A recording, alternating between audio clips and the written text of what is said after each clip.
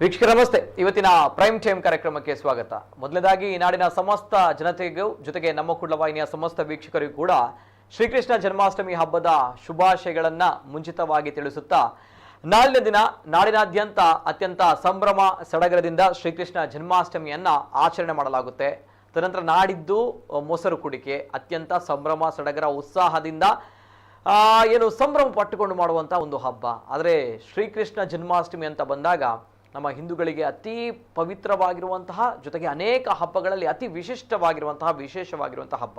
ಯಾಕೆಂದರೆ ಮಹಾಭಾರತ ಅನ್ನುವಂಥದ್ದು ಹಿಂದೂಗಳ ಪವಿತ್ರವಾಗಿರುವಂತಹ ಧಾರ್ಮಿಕ ಗ್ರಂಥ ಮಹಾಭಾರತ.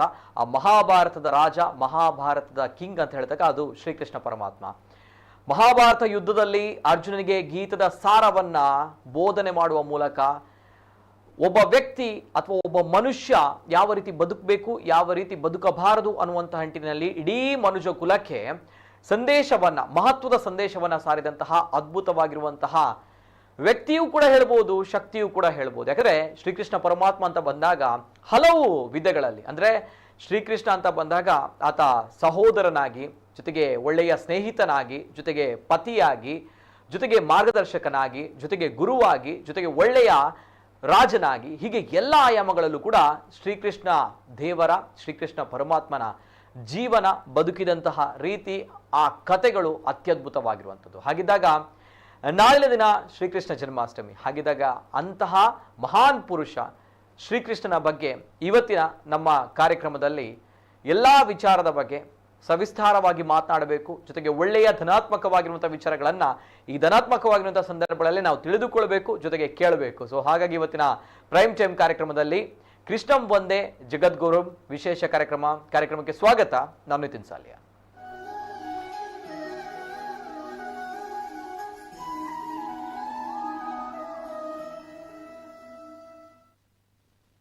ಕೃಷ್ಣಂ ಒಂದೇ ಜಗದ್ಗುರುಮ್ ಅನ್ನುವಂತಹ ಮಾತು ಏನ್ ಕಷ್ಟ ಬಂದರೂ ಕೂಡ ಕೃಷ್ಣ ಕೃಷ್ಣ ಕೃಷ್ಣ ಅಂತ ಕರೆದಾಗ ಆ ಕಷ್ಟಗಳೆಲ್ಲವೂ ಕೂಡ ಕ್ಷಣ ಮಾತ್ರದಲ್ಲಿ ಮಾಯವಾಗಿ ಹೋಗುತ್ತೆ ಅನ್ನುವಂತಹ ನಂಬಿಕೆ ಮಾತ್ರ ಅಲ್ಲ, ಅದು ನೈಜ ನಿದರ್ಶನವೂ ಕೂಡ ಹೌದು. ಯಾಕಂದ್ರೆ ಶ್ರೀಕೃಷ್ಣ ಪರಮಾತ್ಮನನ್ನು ನಂಬದಂತಹ ಭಕ್ತರಿಲ್ಲ, ನಂಬದಂತಹ ಜನರಿಲ್ಲ ಅನ್ನುವಂಥದ್ದು 100ಕ್ಕೆ 100 ಸತ್ಯ. ಯಾಕಂದ್ರೆ ಹರಿಯ ವಿಚಾರವಾಗಿ ಮಾತಾಡಿದಾಗ ವಿಷ್ಣುವಿನ 8ನೇ ಅವತಾರರಾಗಿ ಶ್ರೀಕೃಷ್ಣ ಪರಮಾತ್ಮ ಭೂಮಿಗೆ ಬರ್ತಾರೆ. ತದನಂತರ ಬಾಲ್ಯದಿಂದ ಯೌವನ ಜೊತೆಗೆ ಕೊನೆಯ ಹಂತದಲ್ಲೂ ಕೂಡ ಶ್ರೀಕೃಷ್ಣ ಪರಮಾತ್ಮನ ಜೀವನ ಪ್ರತಿಯೊಬ್ಬರಿಗೂ ಕೂಡ ಸ್ಫೂರ್ತಿದಾಯಕವಾಗಿರುವಂಥದ್ದು. ಬದುಕಿದ್ರೆ ಈ ರೀತಿ ಬದುಕಬೇಕು, ಇದ್ರೆ ಈ ರೀತಿ ಇರಬೇಕು, ಇಂತಹ ಗುಣ ಸಂಪನ್ನಗಳಾಗಿರಬೇಕು ಅನ್ನುವಂತಹ ಒಂದು ನಂಬಿಕೆ. ಹಾಗಿದ್ದಾಗ ನಾಳಿನ ದಿನ ಶ್ರೀಕೃಷ್ಣ ಜನ್ಮಾಷ್ಟಮಿ.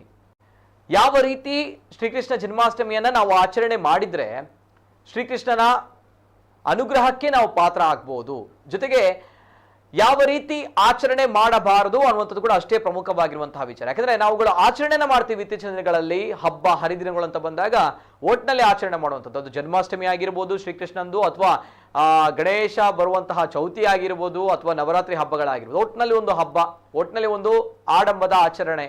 ಆದರೆ ನಿಜವಾಗ್ಲೂ ಆಚರಣೆ ಯಾವ ರೀತಿ ಇರಬೇಕು, ಯಾವ ರೀತಿ ನಾವು ಆಚರಣೆ ಮಾಡಿದ್ರೆ ಶ್ರೀಕೃಷ್ಣ ಪರಮಾತ್ಮನ ಒಂದು ಅನುಗ್ರಹಕ್ಕೆ ಪಾತ್ರ ಆಗ್ಬೋದು, ಎಲ್ಲಾ ವಿಚಾರದ ಬಗ್ಗೆ ಮಾತನಾಡಬೇಕು ಇವತ್ತಿನ ಕಾರ್ಯಕ್ರಮದಲ್ಲಿ. ನಮ್ಮ ಜೊತೆ ಇವತ್ತಿನ ಕಾರ್ಯಕ್ರಮದಲ್ಲಿ ಸನಾತನ ಸಂಸ್ಥೆಯ ಲಕ್ಷ್ಮೀ ಪೈ ಅವರಿದ್ದಾರೆ. ಆತ್ಮೀಯವಾಗಿರುವಂತಹ ಸ್ವಾಗತವನ್ನ ಮಾಡ್ತಾ ಇದ್ದೇನೆ. ಶ್ರೀಮತಿ ಲಕ್ಷ್ಮೀ ಪೈ ಅವರು ಇವತ್ತಿನ ಕಾರ್ಯಕ್ರಮದಲ್ಲಿದ್ದಾರೆ. ಆತ್ಮೀಯವಾಗಿರುವಂತಹ ಸ್ವಾಗತ ಮೇಡಮ್ ತಮಗೆ. ನಮಸ್ಕಾರ. ಪ್ರತಿ ಬಾರಿಯೂ ಕೂಡ ನಮ್ಮ ಜೊತೆ ನಮ್ಮ ಪ್ರೈಮ್ ಟೈಮ್ ಕಾರ್ಯಕ್ರಮದಲ್ಲಿ ಧರ್ಮಗಳು ಅಥವಾ ನಮ್ಮ ನಂಬಿಕೆ ಅಥವಾ ನಮ್ಮ ಹಬ್ಬಗಳು ಅಥವಾ ನಮ್ಮ ಆಚರಣೆಗಳು ಅಂತ ಬಂದಾಗ ಶ್ರೀಮತಿ ಲಕ್ಷ್ಮೀ ಪೈ ಅವರ ಜೊತೆ ನಾವು ಬಹಳಷ್ಟು ಮಾಹಿತಿಗಳನ್ನ ತಿಳಿದುಕೊಂಡಿದ್ದೀವಿ. ನಮ್ಮ ವೀಕ್ಷಕರು ಕೂಡ ತಿಳಿದುಕೊಂಡಿದ್ದೀರಿ. ತಾವುಗಳು ಒಳ್ಳೆಯ ಅಭಿಪ್ರಾಯವನ್ನ, ಒಳ್ಳೆಯ ಫೀಡ್ಬ್ಯಾಕ್ ತಾವುಗಳು ನಮ್ಗಳಿಗೆ ಕೊಟ್ಟಿದ್ದೀರಿ. ಯಾಕಂದ್ರೆ ಈ ಮಹತ್ವ ಅಥವಾ ಈ ಒಂದು ವಿಚಾರಗಳು ಸರಿಯಾಗಿ ನಮ್ಗಳಿಗೆ ಅರ್ಥ ಆಗುತ್ತೆ, ಇದರಿಂದ ನಾವು ಲಾಭವನ್ನ ಪಡೆದುಕೊಂಡಿದ್ದೀರಿ ಅನ್ನುವಂಥ ಮಾತುಗಳನ್ನ ಕೊಟ್ಟಿದ್ದೀರಿ, ಹೇಳಿದ್ದೀರಿ. ಖುಷಿ ಇದೆ ಅನ್ನೋ ವಿಚಾರಕ್ಕೆ. ಹಾಗಿದ್ದಾಗ ಇವತ್ತಿನ ಕಾರ್ಯಕ್ರಮದಲ್ಲೂ ಕೂಡ ಶ್ರೀಮತಿ ಲಕ್ಷ್ಮೀ ಪೈ ಅವರು ಶ್ರೀಕೃಷ್ಣ ಜನ್ಮಾಷ್ಟಮಿ ಎಲ್ಲಾ ನಮ್ಮ ಹಿಂದೂಗಳಲ್ಲಿ ಬರುವಂತಹ ಬಹಳಷ್ಟು ಹಬ್ಬಗಳಲ್ಲಿ ಅತ್ಯಂತ ವಿಶಿಷ್ಟ, ಜೊತೆಗೆ ವೆರಿ ಇಂಟ್ರೆಸ್ಟಿಂಗ್ ಆಲ್ಸೋ. ಯಾಕಂದ್ರೆ ಇಲ್ಲಿ ಬರುವಂತದ್ದು ಯಾವ ರೀತಿ ಅಂತ ಬಂದಾಗ ಒಂದ್ ಕಡೆ ರಾತ್ರಿಯ ಹೊತ್ತಿನಲ್ಲಿ ಶ್ರೀಕೃಷ್ಣ ದೇವರ ಜನನ ಆಗುತ್ತೆ.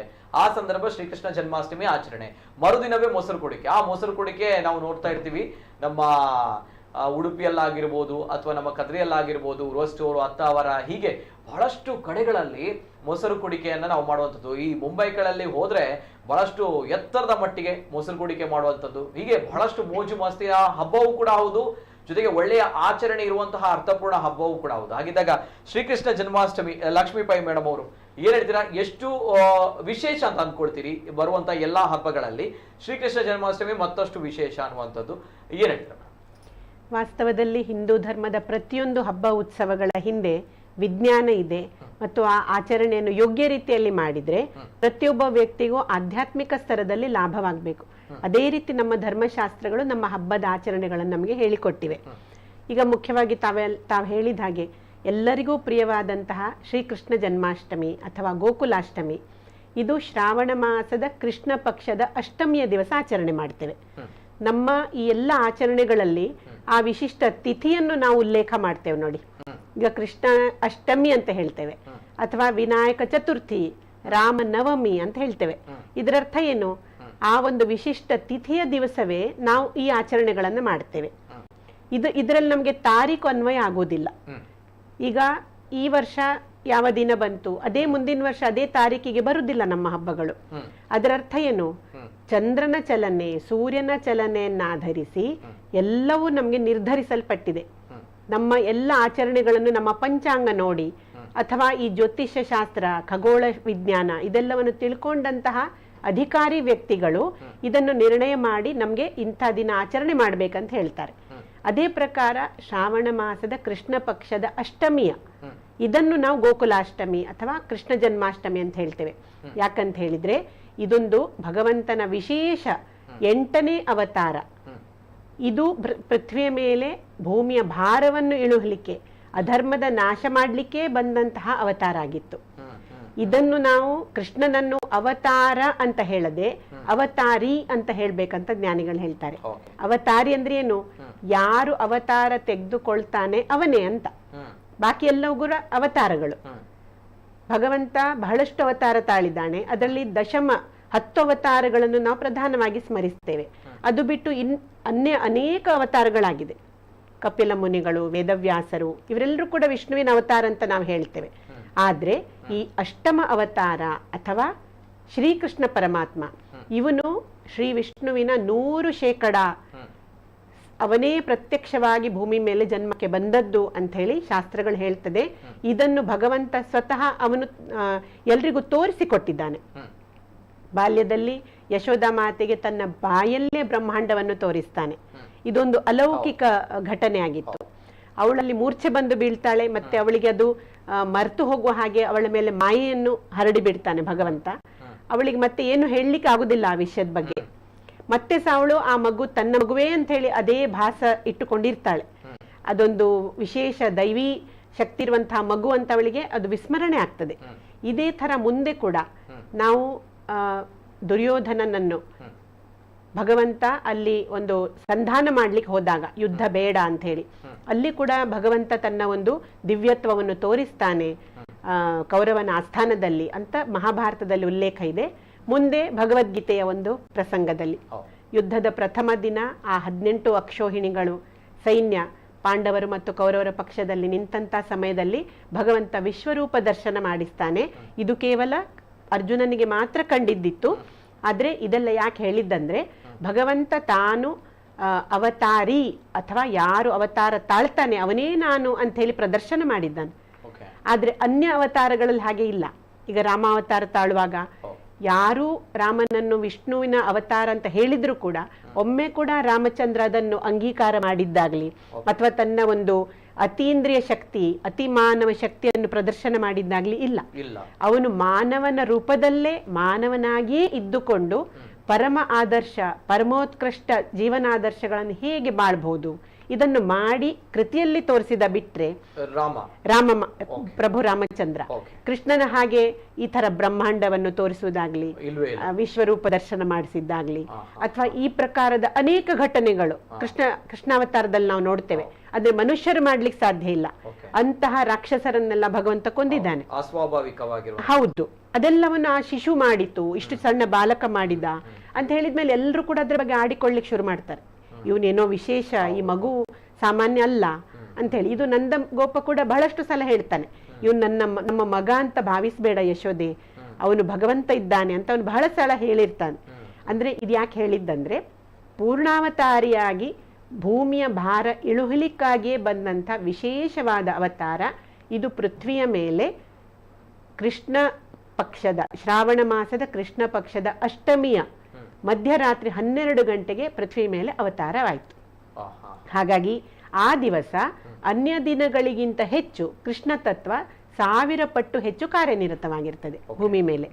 ಪ್ರತಿ ದಿವಸ ತತ್ವಗಳಿದ್ದಾವೆ, ಬ್ರಹ್ಮಾಂಡದಲ್ಲಿ ಎಲ್ಲಾ ದೈವಿ ತತ್ವಗಳಿದ್ದಾವೆ. ಆದ್ರೆ ಇದು ಆ ಭಗವಂತ ಅವತಾರ ತಾಳಿದ ವಿಶೇಷ ದಿನ ಆಗಿರುವುದರಿಂದ ಆ ದಿವಸ ನಮಗೆ ಆ ಭಗವಂತನ ವಿಶೇಷ ಉಪಾಸನೆ ಮಾಡುವ ಮೂಲಕ 1000 ಪಟ್ಟು ಹೆಚ್ಚು ಕಾರ್ಯನಿರತವಾಗಿರುವಂತಹ ತತ್ವವನ್ನು ಬೇಗ ಗ್ರಹಣ ಮಾಡ್ಲಿಕ್ಕೆ ಆಗ್ತದೆ. ಅದಕ್ಕಾಗಿ ಈ ಕೃಷ್ಣಾಷ್ಟಮಿಯ ದಿವಸವೇ, ಬಾಕಿ ದಿನಗಳಲ್ಲಿ ಕೂಡ ಯಾರು ಉಪಾಸನೆ ಮಾಡಲಿಲ್ಲ, ದೇವಸ್ಥಾನಕ್ಕೆ ಹೋಗ್ತಾ ಇಲ್ಲ, ಆದ್ರೆ ಅವರು ಆ ದಿವಸ ವಿಶೇಷವಾಗಿ ಕೃಷ್ಣಾಷ್ಟಮಿಯನ್ನು ಮನೆಯಲ್ಲಿ ಆಚರಣೆ ಮಾಡ್ತಾರೆ. ಅಥವಾ ಕೃಷ್ಣನ ದೇವಾಲಯ, ವಿಷ್ಣುವಿನ ದೇವಾಲಯ ಅಥವಾ ಸಮೀಪ ಇರುವಂತಹ ಯಾವುದೇ ದೇವಸ್ಥಾನಗಳಿಗೆ ಆ ದಿವಸ ಹೋಗುವುದು ಮತ್ತು ಆ ದಿವಸ ವಿಶೇಷವಾಗಿ ಕೆಲವೊಂದು ಆಚರಣೆಗಳನ್ನು ಮಾಡುವುದು ನಮ್ಮ ಗಮನಕ್ಕೆ ಬರ್ತದೆ. ಇದು ಕೃಷ್ಣಾಷ್ಟಮಿಯ ಮಹತ್ವ. ಇದು ಆಧ್ಯಾತ್ಮಿಕ ಸ್ತರದಲ್ಲಿ ನಾವು ಎಲ್ಲರೂ ಇದರ ಲಾಭ ಪಡಿಬೇಕಂತಾದ್ರೆ ಇದರ ಹಿಂದಿನ ಈ ಎಲ್ಲ ವಿಶೇಷತೆ, ಶಾಸ್ತ್ರ, ಯಾವ ರೀತಿ ಆಚರಣೆ ಮಾಡಬೇಕು, ಇದೆಲ್ಲವನ್ನು ನಾವು ಇವತ್ತಿನ ಕಾರ್ಯಕ್ರಮದಲ್ಲಿ ತಿಳ್ಕೊಳ್ಬಹುದು. ಈಗ ಕೃಷ್ಣಾಷ್ಟಮಿ ಅಂತ ಬಂದಾಗ ಅಂದ್ರೆ ಶ್ರೀಕೃಷ್ಣ ಹುಟ್ಟಿದ್ದು ಜೈಲಿನಲ್ಲಿ. ಸೊ ಆ ಸಂದರ್ಭ ಅದು ಕೂಡ ನಡುರಾತ್ರಿಯಲ್ಲಿ ಆ ಸಂದರ್ಭ ಹುಟ್ಟಿರುವಂತದ್ದು. ಅದೇ ದಿನವನ್ನ ನಾವು ಇಲ್ಲಿ ಆಚರಣೆ ಮಾಡುವಂಥದ್ದು ಕೃಷ್ಣ ಜನ್ಮಾಷ್ಟಮಿ ಅನ್ನುವಂಥ ನಿಟ್ಟಿನಲ್ಲಿ ರಾತ್ರಿಯ ದಿನ. ಅಂದ್ರೆ 12 ಗಂಟೆ ಹೊತ್ತಿನಲ್ಲೇ ನಾವು ಕೃಷ್ಣ ಜನ್ಮಾಷ್ಟಮಿ ಮಾಡಿದ್ರೆ ಒಳ್ಳೇದಂತ ಹೇಳ್ತೀರಿ ಹಾಗಾದ್ರೆ? ಹೌದು, ಯಾಕಂದ್ರೆ ಅದು ಅವನು ಜನ್ಮಕ್ಕೆ ಬಂದಂತಹ ಶುಭಗಳಿಗೆ. ಶ್ರಾವಣ ಮಾಸದ ಕೃಷ್ಣ ಪಕ್ಷದ ರಾತ್ರಿ 12 ಗಂಟೆಗೆ ಭಗವಂತನ ಜನ್ಮ ಆಯ್ತು.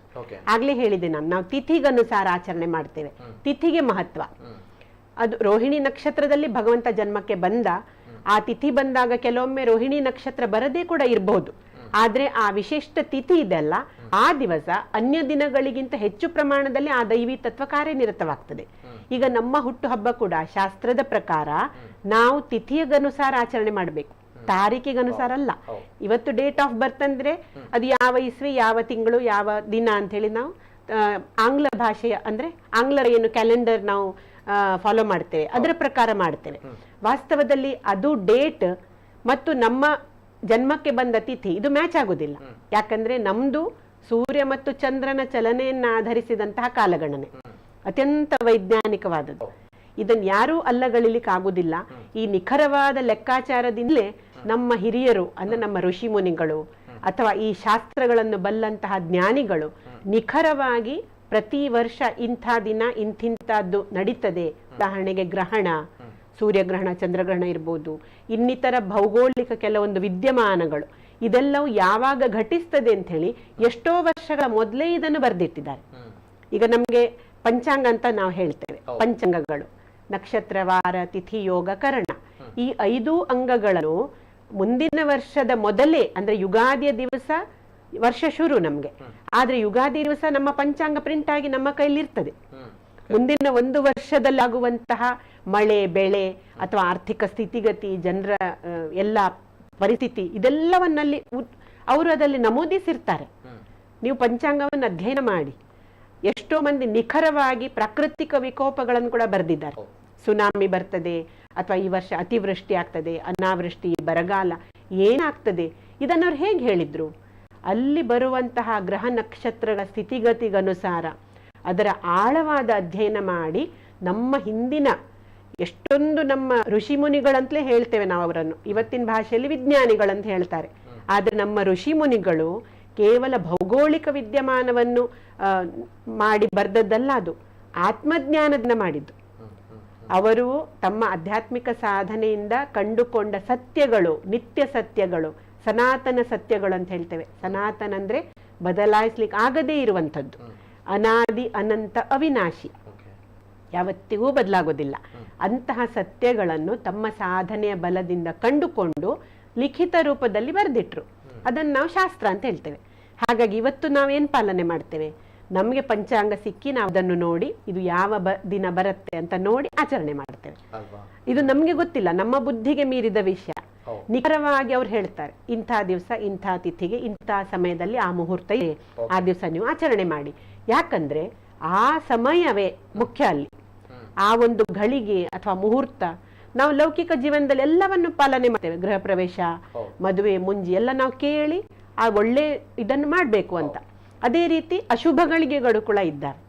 ಇದನ್ನು ನಮಗೆ ಶಾಸ್ತ್ರ ಹೇಳಿದ್ದನ್ನು ನಾವು ಪಾಲನೆ ಮಾಡಿದ್ರೆ ಅದರದ್ದು ಲಾಭ ನಮಗೆ ಹಾಗೆ ಆಗ್ತದೆ. ಹೇಗೆ ವಿಜ್ಞಾನಿಗಳು ಕೂಡ ಬಹಳಷ್ಟು ವಿಷಯ ನಮಗೆ ಕಲಿಸಿದ್ದಾರೆ, ಅದನ್ನು ನಾವು ಏನು ಚರ್ಚೆ ಮಾಡದೆ ಒಪ್ಪಿಕೊಳ್ತೇವೆ. ಆದ್ರೆ ಇಂತಹ ವಿಷಯಗಳಲ್ಲಿ ಕೆಲವರು ಅದಕ್ಕೆ ಚರ್ಚೆ ಮಾಡ್ತಾರೆ, ತರ್ಕ ಮಾಡ್ತಾರೆ. ಯಾಕಂದ್ರೆ ಇದು ಸೂಕ್ಷ್ಮದ ವಿಷಯ ಇದೆ. ಆಧ್ಯಾತ್ಮಿಕ ವಿಷಯಗಳು ಹೆಚ್ಚಾಗಿ ಇದು ಸ್ಥೂಲಕ್ಕೆ ಗೋಚರ ಆಗೋದಿಲ್ಲ. ಹಾಗಾಗಿ ಈ ತತ್ವದ ವಿಷಯ ಇದೆಲ್ಲ ಈಗ ಹೇಳಿದೆ ನಾನು. ಕೃಷ್ಣ ಪಕ್ಷದ ಅಷ್ಟಮಿ ಇದು 1000 ಪಟ್ಟು ಹೆಚ್ಚು ಕೃಷ್ಣನ ತತ್ವ ಬರುವಂಥದ್ದು. ಇದು ನಮಗೆ ಹೇಗೆ ಅರ್ಥ ಆಗ್ಬೇಕು? ಆದ್ರೆ ನಾವು ಆ ದಿವಸ ಆಚರಣೆ ಮಾಡಿದ್ರಿಂದ ಅನ್ಯ ದಿನಗಳಿಗಿಂತ 1000 ಪಟ್ಟು ಹೆಚ್ಚು ಲಾಭ ಆಗ್ತದೆ. ಅದಕ್ಕೆ ಆ ದೇವತೆಗೆ ಸಂಬಂಧಪಟ್ಟ ವಿಶೇಷವಾದಂತಹ ಪತ್ರೆ, ಪುಷ್ಪ ಅಥವಾ ಪೂಜಾ ವಿಧಾನ ಇದೆಲ್ಲವನ್ನು ಪಾಲಿಸಿ ಅದರ ಆಚರಣೆ ಮಾಡುವುದರ ಮೂಲಕ ಸಮಷ್ಟಿಯಲ್ಲಿರುವ ಎಲ್ಲರಿಗೂ, ಒಬ್ಬ ಸರ್ವೇ ಸಾಮಾನ್ಯ ವ್ಯಕ್ತಿಗೂ ಅದರಿಂದ ಲಾಭ ಆಗುವುದರಿಂದ ಇದನ್ನು ನಮ್ಮ ಹಿರಿಯರು ಆಚರಣೆ ಅಂತ ಮಾಡಿದ್ದಾರೆ. ಇದನ್ನು ನಾವು ಪಾಲಿಸಬೇಕು ಅಷ್ಟೇ. ನಿಜ. ಜೊತೆಗೆ ಶ್ರೀಕೃಷ್ಣನ ನಾವು ಆದರ್ಶಗಳ ಬಗ್ಗೆ ಮಾತಾಡಿದಾಗ, ಯಾಕಂದ್ರೆ ಶ್ರೀಕೃಷ್ಣ ಹುಟ್ಟಿದ ಆ ದಿನದಿಂದಲೇ, ಆ ಕ್ಷಣದಿಂದಲೇ ಅತ್ಯಂತ ಶಕ್ತಿಶಾಲಿ, ಮಹಾನ್ ಶಕ್ತಿಶಾಲಿ. ಯಾಕಂದ್ರೆ ಜೈಲಿನಲ್ಲಿ ಆ ಕತ್ತಲೆ ಕೋಣೆಗಳಲ್ಲಿ ಹುಟ್ಟಿದಂತಹ ಆ ಪುಟ್ಟ ಮಗು ಆ ಸಂದರ್ಭದಲ್ಲೇ ಆ ಜೈಲಿನ ಬಾಗಿಲುಗಳನ್ನು ತೆರೆಯುವಂಥದ್ದು, ತದನಂತರ ಆತನ ತಂದೆಯನ್ನ ಅಲ್ಲಿಂದ ಹೊರಡುವಂತೆ ಪ್ರೇರೇಪಿಸುವಂಥದ್ದು, ಜೊತೆಗೆ ಆ ಯಮುನಾ ನದಿಯಲ್ಲಿ ಹೋಗುವಂಥದ್ದು, ಆ ಎಲ್ಲ ಕ್ಷಣಗಳೇ ಅಲ್ಲಿಂದಲೇ ರೋಚಕ. ಕೃಷ್ಣನ ಜನನ ಆದ ಕ್ಷಣದಿಂದಲೇ ಎಲ್ಲವೂ ಕೂಡ ರೋಚಕ ಆಗಿರುವಂಥದ್ದು. ಒಬ್ಬ ಸ್ನೇಹಿತನಾಗಿ, ಜೊತೆಗೆ ಒಳ್ಳೆಯ ಸಹೋದರನಾಗಿಯೂ ಕೂಡ, ಜೊತೆಗೆ ಪತಿಯಾಗಿ, ಪ್ರೇಮಿಯಾಗಿ, ರಾಜನಾಗಿ, ಹೀಗೆ ಗುರುವಾಗಿ, ಮಾರ್ಗದರ್ಶಕನಾಗಿ ಎಲ್ಲ ವಿಚಾರಗಳಲ್ಲೂ ಕೂಡ ಶ್ರೀಕೃಷ್ಣ ಪರಮಾತ್ಮನ ಜೀವನ ಅದ್ಭುತವಾಗಿರುತ್ತದೆ. ಸೊ ಹಾಗಿದ್ದಾಗ ಶ್ರೀಕೃಷ್ಣ ಪರಮಾತ್ಮ ಒಬ್ಬ ಆದರ್ಶ ವ್ಯಕ್ತಿ ಅಥವಾ ಮಹಾನ್ ಪುರುಷ ಅನ್ನುವಂಥದ್ದು ಅಲ್ವಾ ಮೇಡಮ್? ಏನ್ ಹೇಳ್ತೀರಿ? ಖಂಡಿತವಾಗಿ ಬಹಳಷ್ಟು ಗುಣಗಳನ್ನು ಭಗವಾನ್ ಶ್ರೀಕೃಷ್ಣ ಸ್ವತಃ ಆಚರಣೆ ಮಾಡಿ ತೋರಿಸಿದ್ದಾರೆ. ಈಗ ನಾವು ಆದರ್ಶ ಪುತ್ರ ಅಂತ ನೋಡುವಾಗ, ಈಗ ಎಲ್ರಿಗೂ ಕೂಡ ತಂದೆ ತಾಯಿ ಅಂತ ಇರ್ತಾರೆ. ಆದ್ರೆ ಕೃಷ್ಣ ಪರಮಾತ್ಮನಿಗೆ 2 ಜನ ತಂದೆ ತಾಯರಿದ್ರು. ಒಂದು ಜನ್ಮ ಕೊಟ್ಟಂತಹ ವಸುದೇವ ದೇವಕಿ. ಆದ್ರೆ ಅಲ್ಲಿ ಜನ್ಮಕ್ಕೆ ಬಂದ ತಕ್ಷಣ ಬೇರೆ ಬೇರೆ ಕಾರಣಾಂತರಗಳಿಂದ ಆ ಮಗುವನ್ನು ನಂದಗೋಕುಲಕ್ಕೆ ರವಾನೆ ಮಾಡಬೇಕಾಯ್ತು. ತಾವು ಹೇಳಿದ ಹಾಗೆ ಅಲ್ಲಿಂದಲೇ ಭಗವಂತನ ಪವಾಡಗಳು ನಮಗೆ ಗೋಚರ ಆಗ್ತದೆ. ಆ ಒಂದು ಕಾರಾಗೃಹದಲ್ಲಿ ಇಟ್ಟಂತಹ ದೇವಕಿ ವಸುದೇವರದ್ದು, ಕೈಗೆ ಹಾಕಿದಂತಹ ಕೋಳ, ಅವರಿಗೆ ಬಂಧಿಸಿಟ್ಟಂತಹ ಸಂಕೋಲೆಗಳು ಇವೆಲ್ಲ ಕಳಚಿ ಹೋಯ್ತು. ಅಲ್ಲಿ ಅವರನ್ನು ಕಾವಲು ಕಾಯ್ತಾ ಇದ್ದವರೆಲ್ಲರೂ ಕೂಡ ನಿದ್ರೆಗೆ ಜಾರ್ತಾರೆ. ಆ ಕಾರಾಗೃಹದ ಎಲ್ಲ ದ್ವಾರಗಳು ತೆರೀತದೆ. ಮತ್ತೆ ಅಲ್ಲಿ ಯಮುನಾ ನದಿ ಹತ್ರ ಬರುವಾಗ ದೊಡ್ಡ ಪ್ರವಾಹ ಬಂದಿರ್ತದೆ. ಅಲ್ಲಿ ಕೂಡ ಆ ಯಮುನಾ ನದಿ ದಾರಿ ಬಿಡ್ತಾಳೆ. ಮತ್ತೆ ಆ ಬುಟ್ಟಿಯಲ್ಲಿಟ್ಟಂತಹ ಮಗುವಿಗೆ ಆ ನೀರು ಬೀಳದ ಹಾಗೆ ಆದಿಶೇಷನೇ ಬಂದು ಛತ್ರದ ಹಾಗೆ ಆ ನಂದಗೋಕುಲಕ್ಕೆ ಹೋಗಿ ನಂದನ ಮನೆಯಲ್ಲಿ ಇಡುವ ತನಕ ಎಲ್ಲ ರೀತಿಯಲ್ಲಿ ವಸುದೇವನಿಗೆ ಅನುಕೂಲವಾಗಿ ಪ್ರಕೃತಿ ಮಾತೆ ಸಹಾಯ ಮಾಡ್ತಾಳೆ. ಅಂದ್ರೆ ಇದ್ಯಾವ ಬೇರೆ ನಮ್ಮ ಅವತಾರದಲ್ಲಿ ಅಥವಾ ಯಾವುದೇ ದೇವತೆಯ ಸಂದರ್ಭದಲ್ಲಿ ಇಂತಹ ವೈಶಿಷ್ಟ್ಯಪೂರ್ಣ ಪವಾಡಗಳು ನಮಗೆ ಗೋಚರ ಆಗುದಿಲ್ಲ. ಹಾಗಾಗಿ ಭಗವಂತ ಹುಟ್ಟುವ ಮೊದಲೇ ಅವರಿಗೆ ಅದನ್ನು ತಿಳಿಸಿರ್ತಾನೆ, ನಾನು ನಿಮ್ಮ ಗರ್ಭದಲ್ಲಿ ಬರ್ತೇನೆ ಅಂತ. ಆಕಾಶವಾಣಿ ಆದಾಗಿಲಿಂದ ಇದು ಶುರು. ದೇವಕಿಗೆ ಮದುವೆಯಾಗಿ ವಸುದೇವನು ಕಂಸನ ಪರಮ ಮಿತ್ರನಿಗೆ ತನ್ನ ತಂಗಿಯನ್ನು ಕೊಟ್ಟು ಮದುವೆ ಮಾಡ್ತಾನೆ ದೇವಕಿಯನ್ನು. ಮತ್ತೆ ಅವರನ್ನು ಸ್ವತಃ ತಾನೇ ಸಾರಥಿಯಾಗಿ ಕುಳಿತು ರಥದಲ್ಲಿ ನಗರದ ಬೀದಿಗಳಲ್ಲಿ ಮೆರವಣಿಗೆ ಹೋಗ್ತಾ ಇರುವಾಗಲೇ ಆಕಾಶವಾಣಿ ಆಗುವಂಥದ್ದು. ಕಂಸ, ಇವತ್ತು ಯಾರ ವಿವಾಹವನ್ನು ನೀವು ಸಂಭ್ರಮದಿಂದ ಆಚರಣೆ ಮಾಡ್ತಾ ಇದ್ದಿ, ಅವಳ ಅಷ್ಟಮ ಗರ್ಭದಿಂದ ಬಂದಂತಹ ಮಗನೇ ನಿನ್ನ ಹಂತಕ, ನಿನ್ನನ್ನು ಅವನು ವಧಿಸ್ತಾನೆ ಅಂತ ಆಕಾಶವಾಣಿ ಆಯ್ತು. ಈ ಮದುವೆ ಆಗಿದ್ದ ದಿನವೇ. ಅಷ್ಟರಲ್ಲಿ ಅದನ್ನು ಕೇಳಿ ಅವರಿಬ್ಬರನ್ನು ಕಾರಾಗೃಹಕ್ಕೆ ತಳ್ತಾನೆ ಕಂಸ. ಮುಂದೆ ನಡೆದದ್ದೆಲ್ಲ ಪವಾಡಗಳೇ. 6 ಮಕ್ಕಳನ್ನು ಕೊಲ್ಲುವಂಥದ್ದು. 7ನೇ ಗರ್ಭ ಕಾಣೆ ಆಗ್ತದೆ. ಆ 7ನೇ ಗರ್ಭವನ್ನು ಆದಿಮಾಯೆ, ಅವಳು ದೇವಿಯ ಗರ್ಭದಿಂದ ವಸುದೇವನ ಇನ್ನೋರ್ವ ಪತ್ನಿ ರೋಹಿಣಿ ಅಂತ ಅವಳ ಗರ್ಭಕ್ಕೆ ಶಿಫ್ಟ್ ಮಾಡ್ತಾನೆ. ಇದೆಲ್ಲ ಮಾಯೆ. ಇವತ್ತಿದನ್ನು ನಮಗೆ ಅರ್ಥ ಮಾಡಿಕೊಳ್ಳಿಕ್ಕೆ ಆಗುದಿಲ್ಲ. ಆದರೆ ಆಗಿನ ಸಂದರ್ಭದಲ್ಲಿ ಇವತ್ತು ವಿಜ್ಞಾನಿಗಳೇನು ಪ್ರಯೋಗಶಾಲೆಯಲ್ಲೆಲ್ಲ ಮಾಡ್ತಾರಲ್ಲ, ಅಂಥದ್ದೆಲ್ಲ ವೈಶಿಷ್ಟ್ಯಪೂರ್ಣ ವಿಜ್ಞಾನ ಪರಮಾವಧಿ ನಾವು ತಲುಪಿದ್ದೆವು. ಅಷ್ಟು ಮುಂದುವರಿದ ಶಾಸ್ತ್ರ ನಮಗೆ ಗೊತ್ತಿತ್ತು. ಆ 7ನೇ ಗರ್ಭವನ್ನು ದೇವಕಿ ಧಾರಣೆ ಮಾಡಿರ್ತಾಳೆ. ಅದೆಲ್ಲವೂ ಅಲ್ಲಿ ಸಿದ್ಧವಾಗಿರ್ತದೆ. ಆದ್ರೆ 2-3 ತಿಂಗಳಾಗುವಷ್ಟರಲ್ಲಿ ಅವಳ ಗರ್ಭವೇ ಇಲ್ಲ ಅಂತ ಆಯ್ತು. ಆ ಗರ್ಭವನ್ನು ರೋಹಿಣಿಯ ಗರ್ಭಕ್ಕೆ ರವಾನೆ ಮಾಡಿ ನಂತರ 8ನೇ ಗರ್ಭ ಕೃಷ್ಣ ಧರಿಸಿದಾಗ ಕಂಸನಿಗೆ ಗೊಂದಲ ಶುರುವಾಗ್ತದೆ, ಇದು 7ನೇದೋ 8ನೇದು ಅಂತ. ಯಾಕಂದ್ರೆ 7ನೇದು ಹುಟ್ಲೇ ಇಲ್ಲ, 6 ಮಕ್ಕಳನ್ನು ಕೊಂದಿದ್ದಾನೆ, ಇದೀಗ ಎಲ್ಲಿ ಹೋಯ್ತಂತಲೂ ಗೊತ್ತಿಲ್ಲ. ಯಾಕಂದ್ರೆ ಇದೆಲ್ಲ ನಮ್ಗೆ ಓದುವಾಗ ಆ ಕಾಲದಲ್ಲಿ ವಿಜ್ಞಾನ ಎಷ್ಟು ಮುರಿದಿದ್ದಿರ್ಬೋದು. ನಮ್ಮ ಅಲ್ಲಿ ಋಷಿಗಳಿದ್ರು, ಗರ್ಗ ಮುನಿಗಳು ಅಂತ ಇದ್ರು, ಯಾರವರ ಕುಲಗುರುಗಳವರು, ಅತ್ಯಂತ ಅವರು ಮೇಧಾವಿಗಳಾಗಿದ್ರಂತೆ, ಬ್ರಹ್ಮಜ್ಞಾನಿಗಳು. ಅವರು ಆ ಕೃತಿಯನ್ನು ಮಾಡಿದ್ರು ಅಂತ ಒಂದು ಕಡೆ ಉಲ್ಲೇಖ ಬರ್ತದೆ. 7ನೇ ಗರ್ಭವನ್ನು ರಕ್ಷಿಸಿ ಅವನು ಆದಿಶೇಷನ ಅವತಾರ ಬಲರಾಮ ರೋಹಿಣಿಯ ಗರ್ಭಕ್ಕೆ ಸ್ಥಳಾಂತರ ಮಾಡಿ ಅವಳು ನಂದಗೋಪನ ಮನೆಯಲ್ಲಿ ಇರ್ತಾಳೆ. ಅಲ್ಲಿ ಅದು ಶಿಫ್ಟ್ ಆಗಿ ಮುಂದೆ ಅಲ್ಲಿ ಬಲರಾಮನ ಜನ್ಮ ಆಗ್ತದೆ. ಆಮೇಲೆ ಪುನಃ ಇಲ್ಲಿ 8ನೇ ಬಾರಿ ಗರ್ಭಧಾರಣೆ ಮಾಡ್ತಾಳೆ. ನಿರಂತರವಾಗಿ ಈ ಎಲ್ಲ ಪವಾಡಗಳನ್ನು ನಾವು ನೋಡ್ತಾ ಹೋಗ್ತೇವೆ. ಅಂದ್ರೆ ವಿಶೇಷವಾಗಿ ಹುಟ್ಟಿದಾಗಲಿಂದಲೇ ಎಲ್ಲ ಪವಾಡಗಳು ನಮ್ಮ ಗಮನಕ್ಕೆ ಬಂತು. ಹಾಗಾಗಿ ಈ ವಿಶೇಷವಾದಂತಹ ಅವತಾರದ ಆಚರಣೆ ಅಂದ್ರೆ ಆ ಒಂದು ವಿಶೇಷ ದಿನವನ್ನು ನಾವು ಕೂಡ ಭಕ್ತಿ ಭಾವದಿಂದ ಆಚರಣೆ ಮಾಡಿದ್ರೆ ನಮಗದರ ಲಾಭವಾಗ್ತದೆ. ಇದಿಲ್ಲಿ ಗಮನಕ್ಕೆ ಬರ್ತದೆ ನಮಗೆ. ಮುಂದೆ ಭಗವಂತ ಅಲ್ಲಿ ಆದಿಮಾಯೆ ನಂದಗೋಪನ ಮನೆಯಲ್ಲಿ ಒಂದು ಹೆಣ್ಣು ಶಿಶುವಾಗಿ ಜನ್ಮಕ್ಕೆ ಬರ್ತಾಳೆ. ಅವಳನ್ನು ನಂದಗೋಪನ ಮನೆಗೆ ಹೋದಂತಹ ವಸುದೇವ ಅದೇ ಬುಟ್ಟಿಯಲ್ಲಿ ಆ ಹೆಣ್ಣು ಶಿಶುವನ್ನು ತಂದು ಇಲ್ಲಿ ದೇವಕಿಯ ಪಕ್ಕ ಇಟ್ಟ ನಂತರ ಇಲ್ಲಿ ಪುನಃ ಎಲ್ಲ ಸರಿಯಾಯಿತು. ಮೊದಲಿನ ಹಾಗೆ ಶಿಶು ಅಳುತ್ತದೆ. ಅತ್ತ ಕೂಡಲೇ ಎಲ್ಲರಿಗೂ ಎಚ್ಚರ ಆಯಿತು. ಹೋಗಿ ಕಂಸನಿಗೆ ವಿಷಯ ತಲುಪಿತು. ಅಲ್ಲಿಂದ ಕಂಸ ಇಲ್ಲಿ ಬಂದು ನೋಡುವಾಗ ಹೆಣ್ಣು ಮಗು. ಇವನಿಗೆ ಅವತಾರ ಆ ಒಂದು ಆಕಾಶವಾಣಿ ಆಗಿತ್ತು, ಅದರ ಬಗ್ಗೆನೇ ಸಂಶಯ ಬರ್ಲಿಕ್ಕೆ ಶುರುವಾಯಿತು.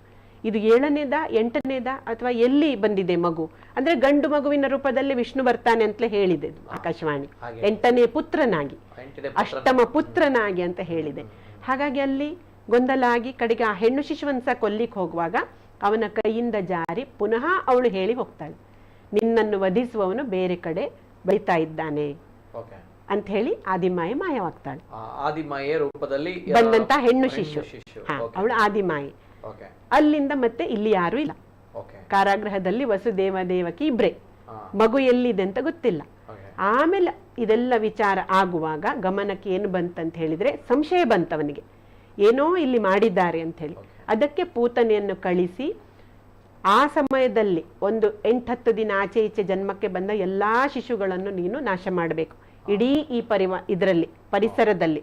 ಯಾಕಂದ್ರೆ ಆದಿಮಾಯೆ ಮಾಯವಾಗುವಾಗ ಹೇಳಿದ್ಲಲ್ಲ, ನಿನ್ನನ್ನು ಕೊಲ್ಲುವವನು ಬೇರೆ ಕಡೆ ಬೆಳೀತಾ ಇದ್ದಾನೆ, ಅವನು ನಿಶ್ಚಿತವಾಗಿ ನಿನ್ನನ್ನು ಕೊಲ್ತಾನೆ ಅಂತ ಹೇಳಿ ಮಾಯವಾಗುವಾಗ ಆ ಶಿಶುವನ್ನು ಹಿಡಿದು ಹೊಡೆಯಲಿಕ್ಕೆ ಹೋಗ್ತಾನೆ. ಅದು ಆಕಾಶಕ್ಕೆ ಹಾರಿ ಅವಳು ಆದಿಮಾಯೆ ಪ್ರತ್ಯಕ್ಷಳಾಗ್ತಾಳೆ. ಮತ್ತೆ ಅವಳು ಹೇಳ್ತಾಳೆ, ನೀನು ಕೊಲ್ಲಿಕ್ಕೆ ಸಾಧ್ಯ ಇಲ್ಲ, ನಾನು ಮಾಯೆ, ಆದ್ರೆ ನಿನ್ನನ್ನು ಕೊಲ್ಲುವನು ಆ ಮಾಯಾಪತಿ ಜನ್ಮಕ್ಕೆ ಬಂದಿದ್ದಾನೆ ಮತ್ತು ಅವನು ಬೆಳೀತಾ ಇದ್ದಾನೆ, ನಿಶ್ಚಿತವಾಗಿ ಅವನು ನಿನ್ನ ವಧೆ ಮಾಡ್ತಾನೆ ಅಂತ ಹೇಳಿ ಅವಳು ಮಾಯವಾಗ್ತಾಳೆ.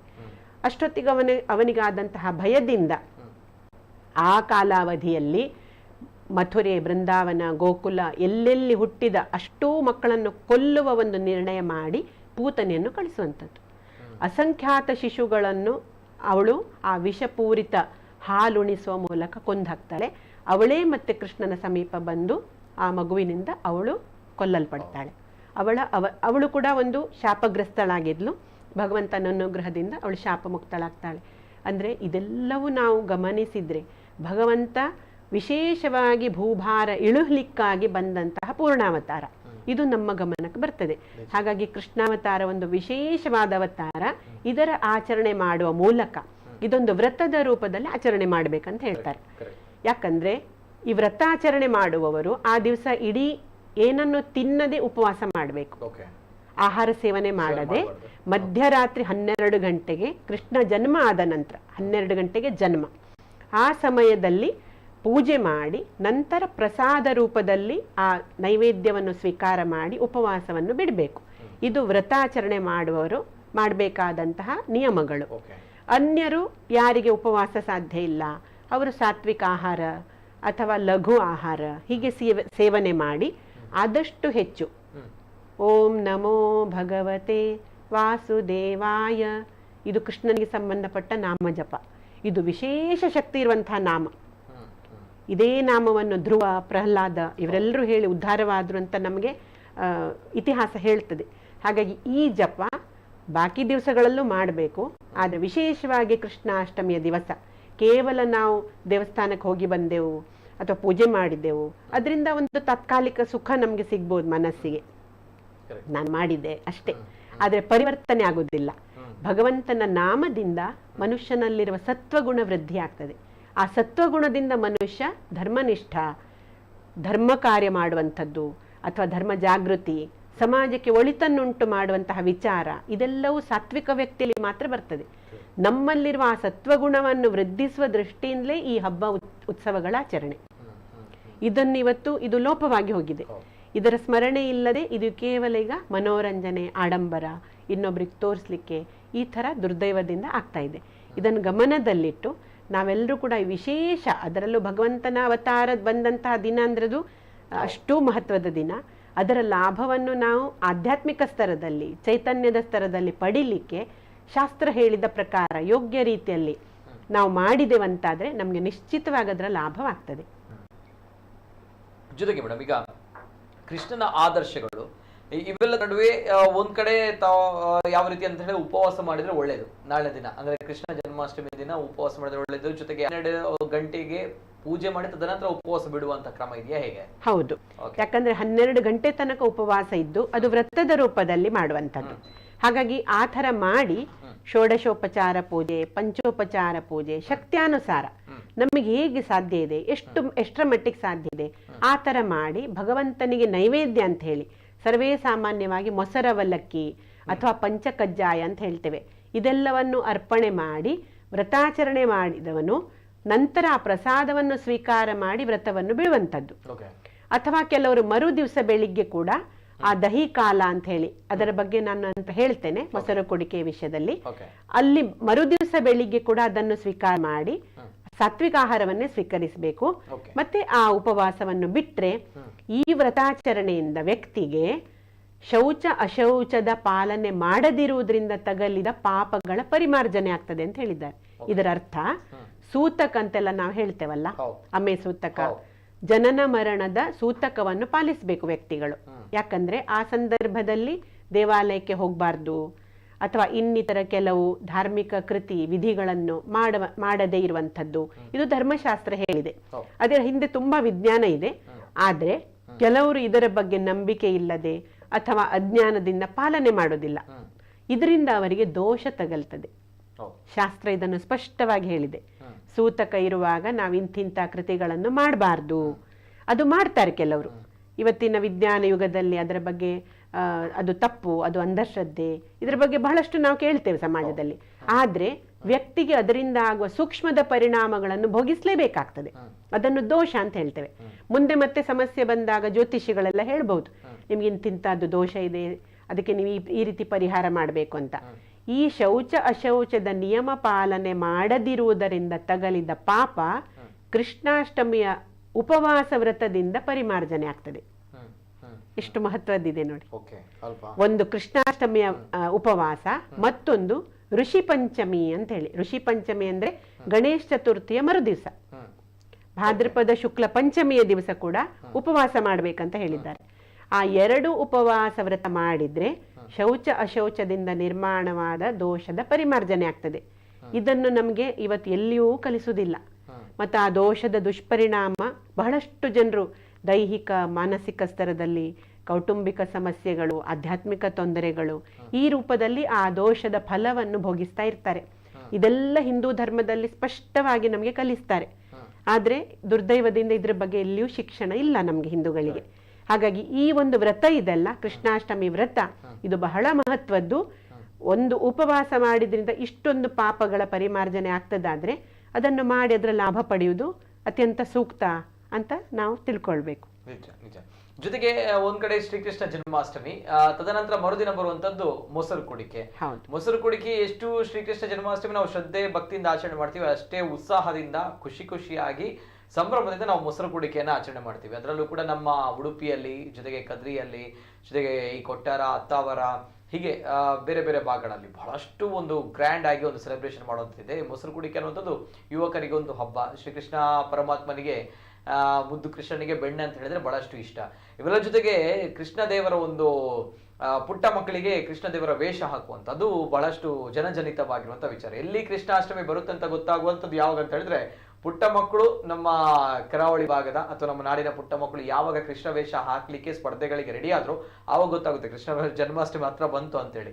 ಈ ಒಂದು ಕೃಷ್ಣ ವೇಷದ ಬಗ್ಗೆ ಏನ್ ಹೇಳ್ತೀರಾ ಮೇಡಮ್? ಯಾಕಂದ್ರೆ ಕೃಷ್ಣ ಜನ್ಮಾಷ್ಟಮಿ ಸಂದರ್ಭ ಭಗವಂತನ ರೂಪದ ಕಡೆಗೆ ತತ್ವ ಆಕರ್ಷಿತವಾಗ್ತದೆ. ಶಬ್ದ, ಸ್ಪರ್ಶ, ರೂಪ, ರಸ, ಗಂಧ ಮತ್ತು ಅದಕ್ಕೆ ಸಂಬಂಧಪಟ್ಟ ಶಕ್ತಿ ಏಕತ್ರಿತವಾಗಿರ್ತದೆ ಅಂತ ಅಧ್ಯಾತ್ಮ ಶಾಸ್ತ್ರ ಹೇಳ್ತದೆ. ಎಲ್ಲಿ ಆ ಭಗವಂತನ ರೂಪ ಇದೆ ಅದರ ಕಡೆಗೆ ಆ ದೈವಿ ತತ್ವ ಆಕರ್ಷಿತವಾಗ್ತದೆ. ಅದಕ್ಕಾಗಿ ಮನೆಯಲ್ಲಿ ನಾವು ಕೃಷ್ಣ ಮೂರ್ತಿ, ಕೃಷ್ಣನ ಭಾವಚಿತ್ರ ಪೂಜೆ ಮಾಡುವಂತಹದ್ದು. ಮಕ್ಕಳು ಅಂತಾರೆ, ಆ ಮಕ್ಕಳು ಭಗವಂತನ ಬಾಲಲೀಲೆಯ ಒಂದು ಪ್ರತೀಕ. ಹಾಗಾಗಿ ವಿವಿಧ ಪ್ರಾಯದ ಮಕ್ಕಳಿಗೆ ಅವರವರ ಪ್ರಾಯದ್ದೇ ಒಂದು ಕೃಷ್ಣ ವೇಷ ಸ್ಪರ್ಧೆ ಮಾಡಿ ಆ ಮಗುವಿನ ರೂಪದಲ್ಲಿ ತಂದಿರು ಸಾಕ್ಷಾತ್ ಭಗವಂತನನ್ನೇ ಒಂದು ಅಲ್ಲಿ ಅವನ ಬಾಲಲೀಲೆಯನ್ನು ನೋಡುವಂತಹ ಆನಂದವನ್ನು ಪಡೀಲಿಕ್ಕೆ ಸಮಾಜದಲ್ಲಿ ಇವತ್ತು ಅನೇಕ ಮೊಸರು ಕೊಡಿಕೆ ಉತ್ಸವ ಅಥವಾ ಕೃಷ್ಣ ಇದು ಆಚರಣೆ ಮಾಡುವ ಮಂಡಳಿಗಳು ಈ ಸ್ಪರ್ಧೆಗಳನ್ನು ಮಾಡ್ತಾರೆ. ಇದು ನಿಜ ಒಳ್ಳೆಯದು. ಅಲ್ಲಿ ಸ್ಪರ್ಧೆಗಿಂತ ಮುಖ್ಯವಾಗಿ ಆ ಭಗವಂತನ ರೂಪವನ್ನು ಕಂಡು ಅದರ ಬಗ್ಗೆ ಭಕ್ತಿ ಹೆಚ್ಚಿಸಿಕೊಳ್ಳಲಿಕ್ಕೆ ಪ್ರಯತ್ನ ಮಾಡಿದ್ರೆ ಅದರಿಂದ ಇನ್ನೂ ಹೆಚ್ಚು ಲಾಭ ಆಗ್ತದೆ. ಒಳ್ಳೆಯದು. ಹೌದು. ಯಾಕಂದ್ರೆ ಯಶೋದೆ ಯಾವ ರೀತಿಯಲ್ಲಿ ತನ್ನ ಆ ಕೃಷ್ಣನ ಪಾಲನೆ ಮಾಡಿದ್ಲು ಇದರ ಬಗ್ಗೆ ನಮ್ಗೆ ಹರಿದಾಸರು ಎಷ್ಟೊಂದು ವರ್ಣನೆ ಮಾಡ್ತಾರೆ. ಲಾಲಿಸಿದಳು ಮಗನ ಯಶೋದೆನೆ, ಎಷ್ಟೊಂದು ವಿವರಣೆಗಳು ಅದರ ಬಗ್ಗೆ ಇದ್ದಾವೆ. ಅಂದ್ರೆ ಆ ಯಶೋದೆ ಸ್ವತಃ ಆ ಭಗವಂತನ ತಾಯಿ, ಹೆತ್ತ ತಾಯಿ ಆಗಿರ್ಲಿಲ್ಲ, ಆದ್ರೂ ಕೂಡ ಹೆತ್ತ ತಾಯಿಗಿಂತ ಹೆಚ್ಚು ಪ್ರೇಮವನ್ನು ಕೊಟ್ಟು ಬೆಳೆಸಿದಂತಹ ಭಾಗ್ಯ ಗೋಪಿಯ ಭಾಗ್ಯವಿದು ಅಂತ ಬರೀತಾರೆ ದಾಸರು. ಅವಳ ಭಾಗ್ಯ ದೇವಕಿಗೆ ಸಿಗ್ಲಿಲ್ಲ. ಯಾಕಂದ್ರೆ ದೇವಕಿಗೆ ಹುಟ್ಟಿದ ತಕ್ಷಣ ಮಗುವನ್ನು ನಂದಗೋಪನ ಮನೆಗೆ ರವಾನೆ ಮಾಡಲಾಯಿತು. ಮುಂದೆ ಅವಳು ಅವನನ್ನು ನೋಡುವಾಗ ಕೆಲವು ಕಡೆ 9 ವರ್ಷ ಅಂತ ಹೇಳ್ತಾರೆ, ಕೆಲವು ಕಡೆ 7 ವರ್ಷ ಅಂತ ಹೇಳ್ತಾರೆ. ಯಾಕಂದ್ರೆ ಅಷ್ಟೊತ್ತಿಗೆ ಬಾಲ್ಯ ಮುಗಿದಿರ್ತದೆ. 9ನೇ ವರ್ಷದಲ್ಲಿ ಆ ಬೃಂದಾವನವನ್ನು ಬಿಟ್ಟು ಭಗವಂತ ಮಥುರೆಗೆ ಹೋಗ್ತಾನೆ. ಮತ್ತೆ ಯಾವತ್ತೂ ಅವನು ಹಿಂದೆ ಬರಲಿಲ್ಲ. ಅವನು ಎಲ್ಲಿ ಬಾಲಲೀಲೆ ಮಾಡಿದಂತಹ ಗೋಕುಲ ಬೃಂದಾವನ ವೃಜ ಭೂಮಿ ಅಂತ ಹೇಳ್ತೇವೆ, ಅಲ್ಲಿ ಮುಂದೆ ಕೃಷ್ಣ ಪರಮಾತ್ಮ ಯಾವತ್ತೂ ಜೀವಮಾನದಲ್ಲಿ ವಾಪಸ್ ಬರಲಿಲ್ಲ. ಅಷ್ಟೇ ಪ್ರಾಯ ಅವನ ಲೀಲೆಯನ್ನು ಯಶೋದೆ ನೋಡಿದ್ದಿತ್ತು. ಮುಂದೆ ಅವನ ಅವತಾರ ಪೂರ್ಣ ಮಾಡುವಂತಹ ಉದ್ದೇಶ ಇತ್ತಲ್ಲ, ಯಾವ ಕಾರ್ಯಕ್ಕಾಗಿ ಬಂದದ್ದು, ದುಷ್ಟ ಸಂಹಾರ, ಧರ್ಮ ಸಂಸ್ಥಾಪನೆ, ಅದೇ ಕಾರ್ಯದಲ್ಲಿ ತೊಡಗಿಸ್ಕೊಳ್ತಾನೆ. ಮತ್ತೆ ಯಾವತ್ತೂ ಅವನು ವಾಪಸ್ ಬರಲಿಲ್ಲ ಬೃಂದಾವನಕ್ಕೆ. ಹಾಗಾಗಿ ಆ ಯಶೋದೆ ಏನು ಅನುಭವಿಸಿದ್ಲು ಆ ಸುಖ ದೇವಕಿಗೆ ಸಿಕ್ಕಿರ್ಲಿಲ್ಲ. ಮುಂದೆ ಭಗವಂತ ತನ್ನ ಮಾವನನ್ನು ಕೊಂದು ಅಜ್ಜನನ್ನೇ ಪುನಃ ಮಥುರೆಯ ಸಿಂಹಾಸನದ ಮೇಲೆ ಕೂರಿಸ್ತಾನೆ, ಉಗ್ರಸೇನನನ್ನು. ಆ ಉಗ್ರಸೇನನು ರಾಜನಾದ ನಂತರ ದೇವಕಿ ವಸುದೇವರನ್ನು ಕಾರಾಗೃಹದಿಂದ ಬಿಡಿಸಿ ಅವರ ಜೊತೆಗೆ ಮತ್ತೆ ಅವನು ಇರುವಂಥದ್ದು. ಆಗ ದೇವಕಿ ಒಂದು ದಿವಸ ವಿನಂತಿ ಮಾಡ್ತಾಳೆ ಭಗವಂತನ ಹತ್ರ, ನಿನ್ನನ್ನು ನಾನು ಇಷ್ಟು ದೊಡ್ಡವನಾದ್ಮೇಲೆ ನೋಡಿದೆ, ಆದರೆ ನಿನ್ನ ಬಾಲರೂಪ ನಾನು ಕಾಣಲೇ ಇಲ್ಲ ಭಗವಂತ. ಅದಕ್ಕೆ ನನಗೆ ಆ ಬಾಲ್ಯದ ನಿನ್ನ ಒಂದು ರೂಪವನ್ನು ನೋಡ್ಬೇಕಂತ ಆಸೆ ಆಗ್ತದೆ ಅಂತ ಅವಳು ವಿನಂತಿ ಮಾಡ್ತಾಳೆ. ಆಗ ಭಗವಂತ ವಿಶ್ವಕರ್ಮ, ದೇವಶಿಲ್ಪಿ ವಿಶ್ವಕರ್ಮನನ್ನು ಕರೆದು ತನ್ನ ಕಡೆಗೋಲ ರೂಪ ಇದೆಲ್ಲ, ಅಲ್ಲಿ ಯಶೋದೆ ಹತ್ರ ಮಾತ್ರ ಅವನು ಮಾಡಿದ್ದದನ್ನು, ಬೆಣ್ಣೆ ಕದ್ದದ್ದು ಅಥವಾ ಹಾಲನ್ನು ಕುಡಿಯುವಂಥದ್ದು, ಆ ಮೊಸರಿನ ಮಡಿಕೆ ಒಡೆಯುವಂಥದ್ದು, ಎಲ್ಲ ಲೀಲೆಗಳು ಯಶೋದೆಯ ಭಾಗ್ಯದಲ್ಲಿ ಮಾತ್ರ ಇತ್ತು. ಇಲ್ಲಿ ಬಂದ ಮೇಲೆ ಅವನು ಮಾಡಲಿಲ್ಲ ಅದನ್ನು. ಮಥುರೆಗೆ ಬಂದ ಮೇಲೆ ಆ ಕಡೆಗೋಲು ಹಿಡಿದಂತಹ ರೂಪದ ದಿವ್ಯವಾದ ಒಂದು ಮೂರ್ತಿಯನ್ನು ಸಾಲಿಗ್ರಾಮ ಶಿಲೆಯಲ್ಲಿ ವಿಶ್ವಕರ್ಮ ಮಾಡಿ ದೇವಕಿಗೆ ಕೊಡ್ತಾನೆ. ಯಾಕಂದ್ರೆ ಈ ರೂಪದಲ್ಲಿ ಅವನಲ್ಲಿ ಇದ್ದದ್ದು ತನ್ನ ಸಣ್ಣ ಬಾಲರೂಪದಲ್ಲಿ, ಅದೀಗ ಇಲ್ಲ ಅವಳಿಗೆ ನೋಡ್ಲಿಕ್ಕೆ, ಈಗ ದೊಡ್ಡದಾಗಿದ್ದಾನೆ ಕೃಷ್ಣ. ಹಾಗಾಗಿ ಆ ರೂಪವನ್ನು ಅವಳು ಅತ್ಯಂತ ಪ್ರೀತಿಯಿಂದ ಆ ಒಂದು ಮಾತೃ ವಾತ್ಸಲ್ಯ ಉಕ್ಕಿ ಬರ್ತಿತ್ತು ಅವಳಿಗೆ. ಆ ಶಿಶುವನ್ನು, ಒಂದು ಮಗುವನ್ನು ಅವಳಿಗೆ ಪ್ರೀತಿ ಮಾಡ್ಲಿಕ್ಕೆ ಆಗ್ಲಿಲ್ಲ. ಯಾಕಂದ್ರೆ 6 ಮಕ್ಕಳನ್ನು ಕೊಂದಿದ್ದಾನೆ. 7ನೇ ಮಗು ರೋಹಿಣಿಯ ಗರ್ಭಕ್ಕೆ ಹೋಯ್ತು. 8ನೇ ಮಗುವನ್ನು 9 ವರ್ಷದ ನಂತರ ನೋಡ್ತಾಳೆ. ಹಾಗಾಗಿ ಆ ರೂಪ ಕಾಣ್ಲಿಕ್ಕೋಸ್ಕರ ಯಾವ ಮೂರ್ತಿಯನ್ನು ವಿಶ್ವಕರ್ಮ ನಿರ್ಮಾಣ ಮಾಡಿದ್ದಲ್ಲ ಆ ಮೂರ್ತಿಯನ್ನು ಮುಂದೆ ರುಕ್ಮಿಣಿ ಕೂಡ ಪೂಜೆ ಮಾಡ್ತಾಳೆ.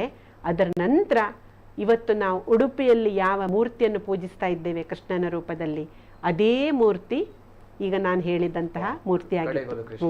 ಕಡೆಗೋಲ ಕೃಷ್ಣ ದೇವಕಿಗೋಸ್ಕರ ಭಗವಂತ ವಿಶ್ವಕರ್ಮನಿಂದ ಮಾಡಿಸಿದ ಮೂರ್ತಿ. ಅದು ಆ ದ್ವಾರಕೆಯಿಂದ ಒಂದು ಗೋಪಿ ಚಂದನದ ಗೆಡ್ಡೆಯಲ್ಲಿ ಉಡುಪಿ ತನಕ ಬರ್ತದೆ. ಅಲ್ಲಿ ಮಧ್ವಾಚಾರ್ಯರದ್ದೆಲ್ಲ ವೃತ್ತಾಂತ ಇದೆ. ಆ ಹಡಗು ಬಿರುಗಾಳಿ ಬೀಸಿದ್ರಿಂದ ಅದಕ್ಕೆ ದಾರಿ ತಪ್ಪಿ ಕಡೆಗೆ ಅವರು ತಮ್ಮ ಶಾಲನ್ನು ಇದು ಮಾಡ್ತಾರೆ. ಅವರು ವಾಯುದೇವರ ಅವತಾರ ಮಧ್ವಾಚಾರ್ಯರು. ಆಮೇಲೆ ಆ ದಡ ಸೇರಿದಂಥ ಹಡಗಿನ ಮಾಲೀಕ ಇವರಿಗೆ ಬಂದು ನಿಮಗೆ ಹಡಗಿನಿಂದ ಏನು ಬೇಕೋ ಅದನ್ನು ತಕೊಳ್ಳಿ ಅಂತ ಹೇಳ್ತಾರೆ. ಅಷ್ಟೊತ್ತಿಗೆ ಅಲ್ಲಿದ್ದಂತಹ 2 ದೊಡ್ಡ ಗೋಪಿ ಚಂದನದ ಗೆಡ್ಡೆಯಲ್ಲಿ ಕೃಷ್ಣ ಮತ್ತು ಬಲರಾಮನ ಮೂರ್ತಿ ಅವರಿಗೆ ಗೋಚರ ಆಗ್ತದೆ ದಿವ್ಯ ದೃಷ್ಟಿಗೆ. ನನಗೆ ಇದೆರಡು ಮಾತ್ರ ಸಾಕು ಅಂತ ಹೇಳ್ತಾರೆ. ಮತ್ತೇನು ನಿನ್ನ ಸಂಪತ್ತು ಬೇಡ. ಅದನ್ನಲ್ಲಿ ಬ್ಯಾಲೆನ್ಸ್ಗೋಸ್ಕರ ಇಟ್ಟಿರ್ತಾರೆ. ಹಡಗಿನಲ್ಲಿ ಇದು ವ್ಯತ್ಯಾಸ ಆದರೆ ಭಾರ, ದೊಡ್ಡ ದೊಡ್ಡ 2 ಗೋಪಿ ಚಂದನದ ಗೆಡ್ಡೆಗಳು, ಅದನ್ನು ಎರಡನ್ನೂ ಕೂಡ ತಮ್ಮದೇ ತೋಳಿನಲ್ಲಿ ಹಿಡ್ಕೊಂಡು ಅವರು ಬರುವಂಥದ್ದು. ಅದು ಉಡುಪಿಯ ಹತ್ತಿರ ವಡಭಾಂಡೇಶ್ವರ ಅಂತ ಒಂದು ಕ್ಷೇತ್ರ ಇದೆ, ತಾವು ಕೇಳಿರ್ಬೋದು. ಅಲ್ಲಿ ಬರ್ತಾ ಇರುವಾಗ ಒಂದು ಆ ಗೆಡ್ಡೆ ಅಂದ್ರೆ ಅಷ್ಟು ದೊಡ್ಡ ಭಾರದ ಕಲ್ಲನ್ನು ಸ್ವತಃ ತಾವೇ ಕೈಯಲ್ಲಿ ಎತ್ತಿಕೊಂಡು ಸಾಕ್ಷಾತ್ ವಾಯುದೇವರ ಅವತಾರವಾದಂತಹ ಮಧ್ವಾಚಾರ್ಯರು ನಡ್ಕೊಂಡು ಬರುವುದು ಮಲ್ಪೆಯಿಂದ. ಆವಾಗ ಅದು ವಡಭಾಂಡೇಶ್ವರ ಎಂಬ ಕ್ಷೇತ್ರದಲ್ಲಿ ಬಿದ್ದು ಅದು ಒಡೆದು ಹೋಗ್ತದೆ ಎಂದು.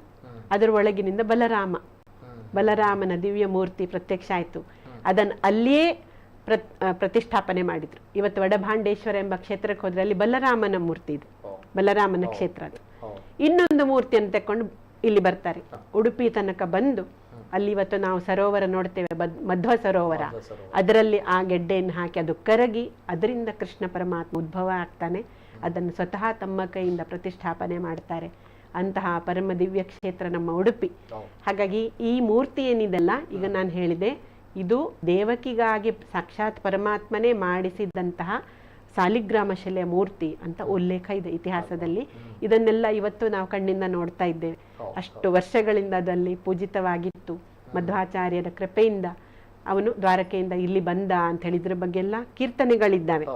ಯಾಕೆ ಹೇಳಿದ್ದಂದ್ರೆ ಈ ಒಂದು ಬಾಲ್ಯದ ಭಗವಂತನ ಕೃಪೆ ಅಂದ್ರೆ ಆಗ್ಲೇ ನೀವು ಕೇಳಿದ್ದಿತ್ತು ಅವನದ್ದು ಆದರ್ಶ ರೂಪಗಳು. ಇಬ್ಬರೂ ತಂದೆ ತಾಯಿಗಳನ್ನು ಆದರ್ಶ ಪುತ್ರನಾಗಿ ಅವನು ಅಷ್ಟೇ ಸಮಾನ ಪ್ರೀತಿ ಅಂದ್ರೆ ಅವರ ಮೇಲೆ ಗೌರವ ಪ್ರೀತಿಯನ್ನು ಇಟ್ಟುಕೊಂಡಂತಹ ಆದರ್ಶ ಪುತ್ರನಾಗಿದ್ದ.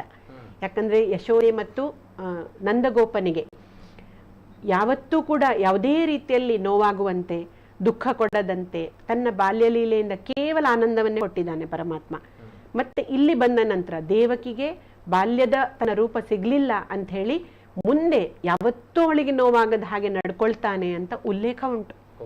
ದೇವಕಿಗೆ ಯಾವತ್ತೂ ನೋವಾಗಬಾರ್ದು. ಯಾಕಂದ್ರೆ ಅವಳು ತುಂಬಾ ಕಷ್ಟಪಟ್ಟಿದ್ಲು.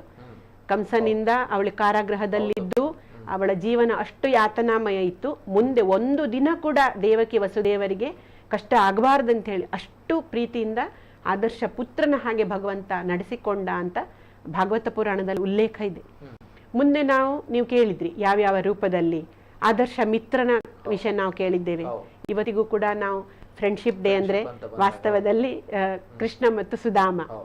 ಯಾಕಂದ್ರೆ ಆಗಿನ ಕಾಲದಲ್ಲಿ ಯಾರೇ ರಾಜನ ಮಗ ಇರ್ಲಿ, ಒಬ್ಬ ಬಡವನ ಮಗ ಇರ್ಲಿ, ಎಲ್ಲರೂ ಕೂಡ ಗುರುಕುಲದಲ್ಲಿ ಸಮಾನವಾಗಿ ಶಿಕ್ಷಣ ಪಡಿತಿದ್ರು. ಭೇದ ಭಾವ ಎಂಬುದು ಹಿಂದೂ ಧರ್ಮದಲ್ಲಿ ಇಲ್ವೇ ಇಲ್ಲ. ಈ ಜಾತಿ ಪದ್ಧತಿ ಎಲ್ಲ ನಂತರ ಬಂದಂತಹ ಸಾಮಾಜಿಕ ವಿಪ್ಲವಗಳ ಕಾರಣದಿಂದ ಆಯ್ತದ್ದು. ಆದ್ರೆ ನಮ್ಮಲ್ಲಿ ಅದಿಲ್ವೇ ಇಲ್ಲ.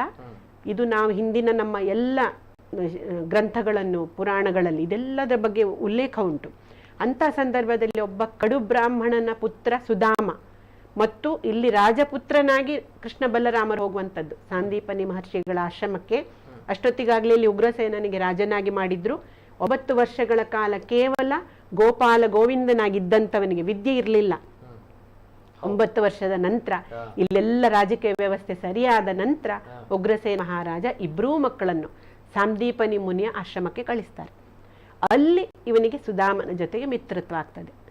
ಅವನು ಅತ್ಯಂತ ಬಡತನ ಮತ್ತೆ ಆ ಒಂದು ಕಡು ದರಿದ್ರರು ಅಂತ ಹೇಳ್ತಾರಲ್ಲ ಅಂತಹ ಕುಟುಂಬದ ಒಬ್ಬ ಸಾಮಾನ್ಯ ಹುಡುಗನಾಗಿದ್ದ. ಆದರೆ ಅವನಿಗೆ ಯಾವ ರೀತಿಯಲ್ಲಿ ಕೃಷ್ಣನ ಸ್ನೇಹ ಸಿಕ್ಕಿತಂದ್ರೆ ಎಷ್ಟೋ ಜನ್ಮಗಳ ಪುಣ್ಯ ಅಂತೆ ಸುಧಾಮನದ್ದು. ಮುಂದೆ ಅದು ಮರೀಲೇ ಇಲ್ಲ ಕೃಷ್ಣ.